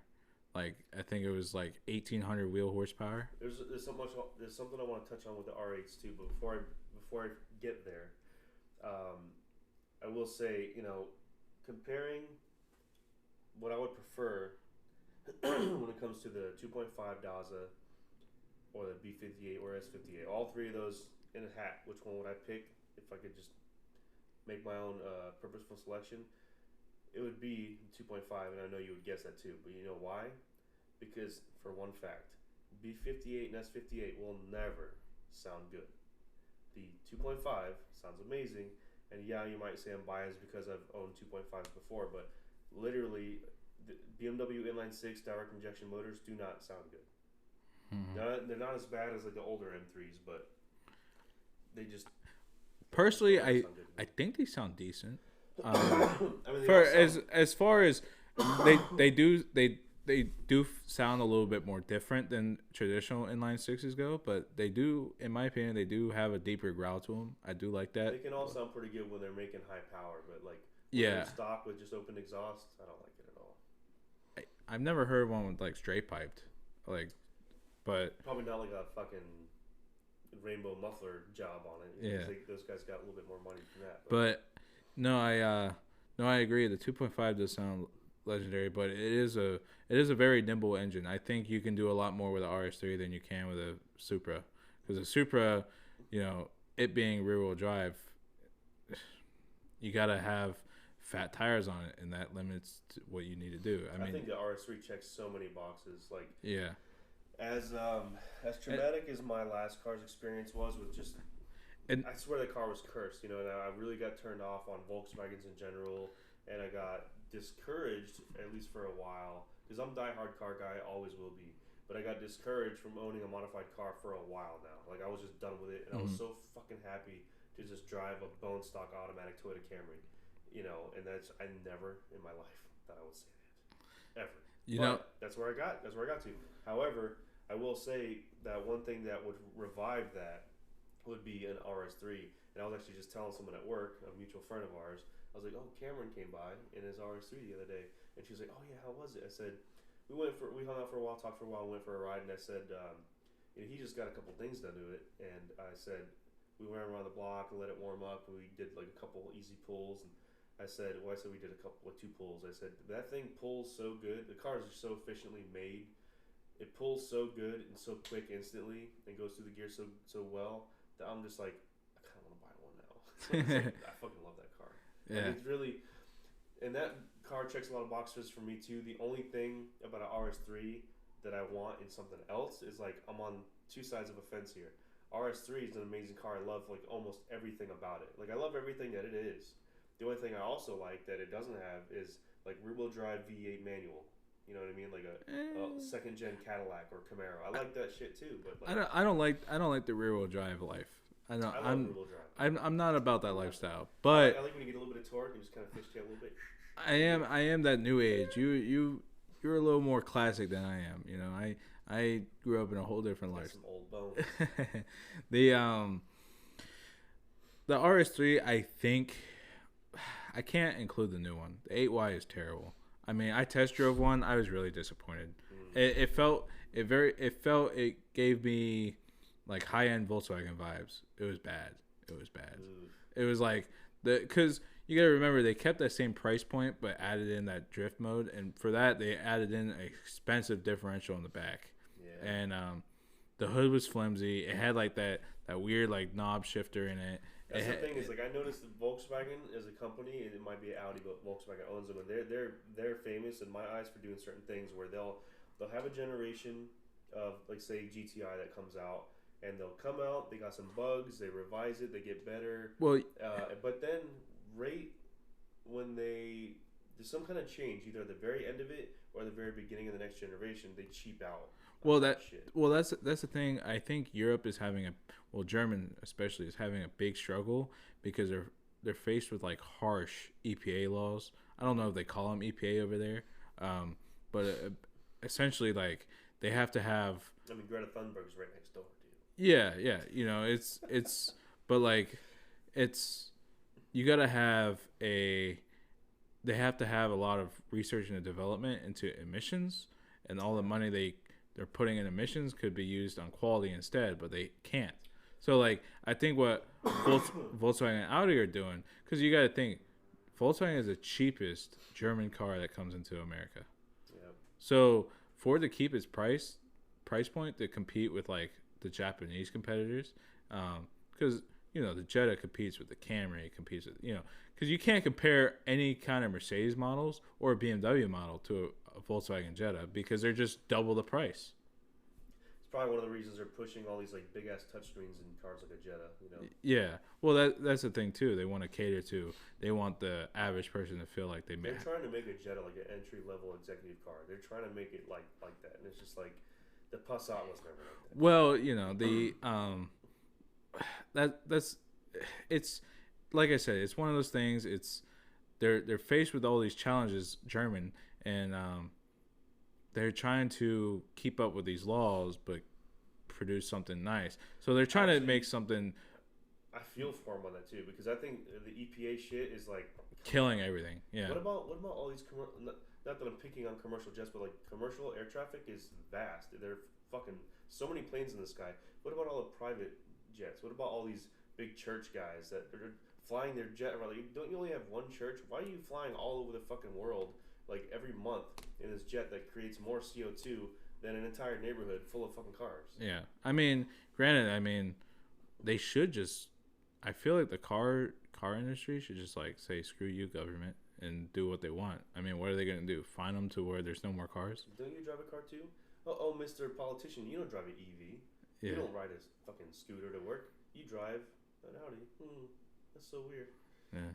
Or yeah. Rolls Royce. Yeah, whatever. Well, you always see that's kind of it. Like there's tax exempts on super expensive stuff. That's what. Or I'm sorry, government like emission exempts, I guess you can call it. Like, why else does like? Oh, you mean like a emissions exempt, like a well, what I'm saying, like, I mean, think about it. Like, why why does a commuter Mercedes need to have all this emission stuff on it, but their top of the line Maybach model has a giant V12 in it? Yeah. You know what I mean? Like, it's just. I think the argument would be like, oh, well, these cars don't drive as much. You're like, yeah, I get it, but it also it guzzles the fucking shit out of gas. Yeah. Holy fuck. I mean, this is my thing too about EVs. If they have partial zero emission vehicles out there, isn't EVs creating more emissions making them than PZEVs? Oh, creating the EV is wild. Well, that's what I'm saying. Like if you have a vehicle that's already creating like absolutely no emissions at all, then isn't that already better than EV? Like, you know what I mean? Like, yeah. Well, the EV thing is, I like the idea too. Like, I always wanted electric cars, and like, then when I found out they had electric cars in the 50s, I was mind blown. It just never took off, and for probably a bunch of reasons, but probably mostly because of the oil companies. But you know, this times is good. change. Oil companies will adapt when it's time to, because they got money to do whatever the fuck they want. The thing about EVs is like my biggest problem with EV is like literally the human slavery that goes into fucking mining these materials, the cobalt and all this other shit. It's like there's documentaries on it. Literally, women with like a toddler or newborn strapped to their back, mining this shit in the heat of the day for like dollars per day. Mm-hmm. You know, and it's like legal slavery, I guess, or whatever. But it's not in America. Well, they're doing it somewhere else. Elon Musk. I remember what did he say? It was like the license to mine, or something along those lines. Like the license of making the batteries is like a license to print money. That's how he worded it. And he said if you get into that, that's like it. But I mean, how the fuck does one like start something like that? You know, if it's gonna last forever though, or continue going. No, where the infrastructure it's gonna kick back so hard. I mean, they're pushing them on boats already. I mean, that's crazy to me. It's like, dude, cars are already difficult enough, but when you have a boat that's so much less efficient than a car because it's on the water, like you have a car that's like what 30-40% efficient, and with an ice engine, because of the way it's all built, it's not a very efficient setup. And the EV's efficient, but then you get a boat that fucking moves a prop through water. That's like constantly trying to slow down because the waves and the water's trying to slow the hull down constantly. It's like, how is an EV, like if it's a small craft, sure you could figure it out, but if you get a fucking big boat, especially anything like bigger than a 40, how is that going to have enough charge to stay on the water? Well, Yamaha just came out the XTO 425 450. I think it's only the 425, but they came out with the hydrogen on them. I don't know what they're. That's probably the future, honestly. Hydrogen would be the future, but on a boat, I don't know what would be. I mean, what kind of gas mileage would you get on? Because I know hydrogen is a lot more efficient, but it's a lot more expensive. So I think it's like equivalent to like, you know, it's like say a car uses 3 gallons per tank. It's like $20 a gallon. If that makes sense. Mm-hmm. You know what's weird too is like we had a boat. It was a smaller boat too. It was like a 32, I think, 32 or a 34, and it had Cox diesel motors on it. Ooh. It was twin outboard. It was ring power. Caterpillar, they wanted the Cox diesel motors on it for whatever reason, and they were 300 horsepower each, twin outboard, turbo diesel. And the Ox motors. Cox. Yeah, okay. COX. Yeah. And they were, my company said they had done them once before a long time ago, and they were so bad. They had so many issues. Like the boat left with problems, and the owner had to be made aware, and the manufacturer of the engines had to get involved and try to remedy the shit after the fact. But we got the boat like out. But when we did it while I was there, it wasn't that long ago. The engines actually had no issues, if I can remember right, when I sea trialed it, and it left perfect. They fixed a bunch of their issues. But the reason I bring them up is because on sea trial I document everything: speed, fuel burn. I'm looking at the range, miles per hour, gallons per hour, the time to plane with and without any trim tab, top speed, the speed at certain RPM, all the way through the rev range, and we can compare that to all other boats. The same boat model, different engine packages, right? And I was thinking, okay, these are turbo diesel, they're durable, or they make good torque. The the the gear ratio, the prop size, the fact that they have a small turbo and large displacement, like a car or truck, it should be good on fuel, and it might not be that fast, but it's rated at 300 horsepower. We'll see what happens, you know. And so overall performance was about what you would expect with any other outboard of that horsepower rating.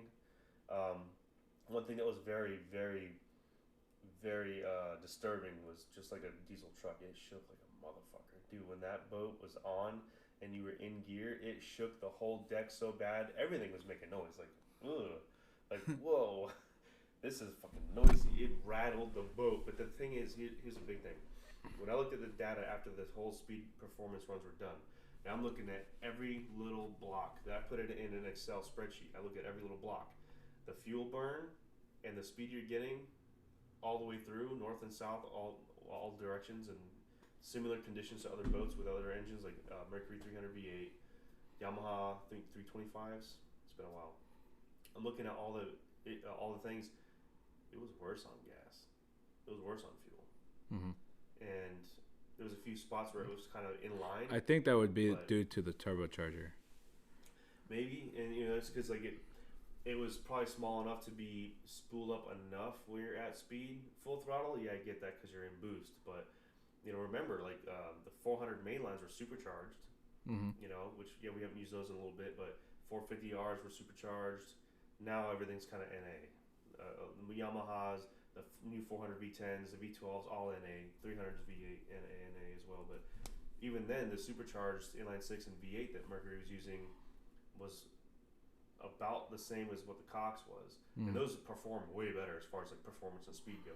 Well, I think so they have these ones called OX. They're diesels too, OXE, and they utilize BMW's twin turbo diesel engines, and they're fucking expensive. It's like those cars fucking perform too. Those turbo diesel. Well, yeah, they make like 500 torque. Something like that, and it was a 300 horsepower outboard diesel for like 70 grand. Damn, it's like overpriced. It's like overpriced. The V12 is like 100 grand, man. Well, the V12, the V10 is like 40, something like that. The V10, I was looking at Mercury's website actually. The V10 was around 40. It was between like 40 and 46, depending on what color you get it with. And the V12 that I saw was 59 and 64 or something like that. They must have dropped the price. Maybe. Because I remember it was like But also, 90. you can also get it in white and blue. Not blue, white and black and stuff like that. No one gets them in black. But maybe you're just seeing what they get it for. No, it was because I don't know what they paid. I have no idea. Yeah, I don't see any of that stuff. They won't let me see that. Not that it matters. Who am I going to tell? Yeah. I'm going to go to the customer and be like, hey, you could have got it for cheaper. No. Yeah. Hey, you could have bought this exact boat from China. If you built the boat yourself, you could have saved a lot of money. Like, you know what goes into making a boat, dude? Yeah. It's like, dude, if they had a hull with a fucking deck on it, I couldn't finish that bitch. Yeah. I could rig a boat. I can QC Too much work. Yo, I don't know what it is, but like Asian, because it's like an Asian sweatshop in Intrepid. I'm not gonna lie, it's like grinding all the time. Like there's like a lot of like Asian people everywhere. I don't know why Asian people love doing fiberglass. Well, they're always in boat builders. It actually works out, like because I had this girl I was dating ask me like, why is there so many Asian people there?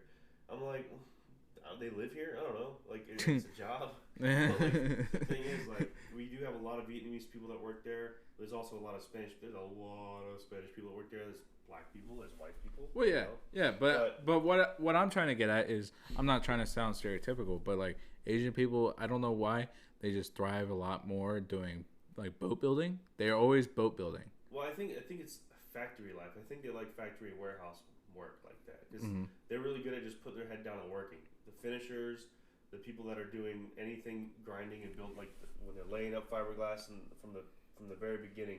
Like, they're just the kind of people that they go in, they work 8 hours, 10 hours, whatever. They don't really socialize much. They socialize like a motherfucker on their break. But until 1 minute before the bell rings, they're not socializing really. It's crazy. They're very disciplined. Like 90% of them. There's a few of the younger ones that they fuck off, whatever. But most of them are very. Now I wonder. It's like very traditional type of people where they all kind of fall in line of the same type of temperament. Like I wonder if I've never seen a Japanese boat before, but I wonder what kind of quality they put out. I would have to assume it'd be great because anything Japan makes is like quality. That's what I'm saying. Quality. The guitars they make are quality. The cars have always been pretty good quality. Like whatever their vision is on whatever they're building, they do really good on that. That's what like Honda. They test their engines out. I remember they're like, I was talking to the DSM and he was telling me all about the Honda 350 testing and like I guess they really like do a rigorous test that it's been in development for years. It's crazy. Now I wonder because Honda claims that it's like 15 or 20% more efficient in fuel for a 350 versus all the competitors. So I wonder how 4 350s would do on the back of an Intrepid. I really do. I don't think we would do that because of at least a 350 horsepower rating. Normally, when we put quads on the back of one of our Intrepids, like the smallest boat we do it on now is the 42 Nomad, and we've done plenty of quad V10s, and so that's 200 horsepower extra, but also the V10 has a 17-inch prop with I forget the gear ratio now, but like it fucking works well. But Honda. What I like about Honda, they have the best warranty right now. Like 8-year warranty. Dude, a freaking outboard with a better warranty than a car. That's a lot to go back on. I mean, it's a lot to hold up to. It's transferable too. It's crazy. Owner to owner? Wow. Yeah, it's something because a lot of manufacturers offer like Yamaha is a 3-year warranty. But they offer like you can buy an additional. They have like a special right now. You can buy an additional 4 years, but that 4 years is third party. A lot of that is extra third party. That third party stuff is never quite as good. Right, and that's why Honda's additional is like truly Honda. They call it the Honda Care package or whatever. So it's really cool, and I think that's a great thing. I think we should wrap up the podcast. Any scragglers we would have hanging on still listening or just probably listening and they're like drooling on themselves while sleeping on the couch. So that's the end of the episode 1. Hell yeah. Thanks for coming over. And the next one, like I said, will probably be by myself and talking about whatever, some depressing stuff I have written down here. So thank you for anyone that did happen to listen to this. Probably just going to be me, Kameron, and my mom. But we'll see. Appreciate for having me on. Oh yeah. See you on the next one.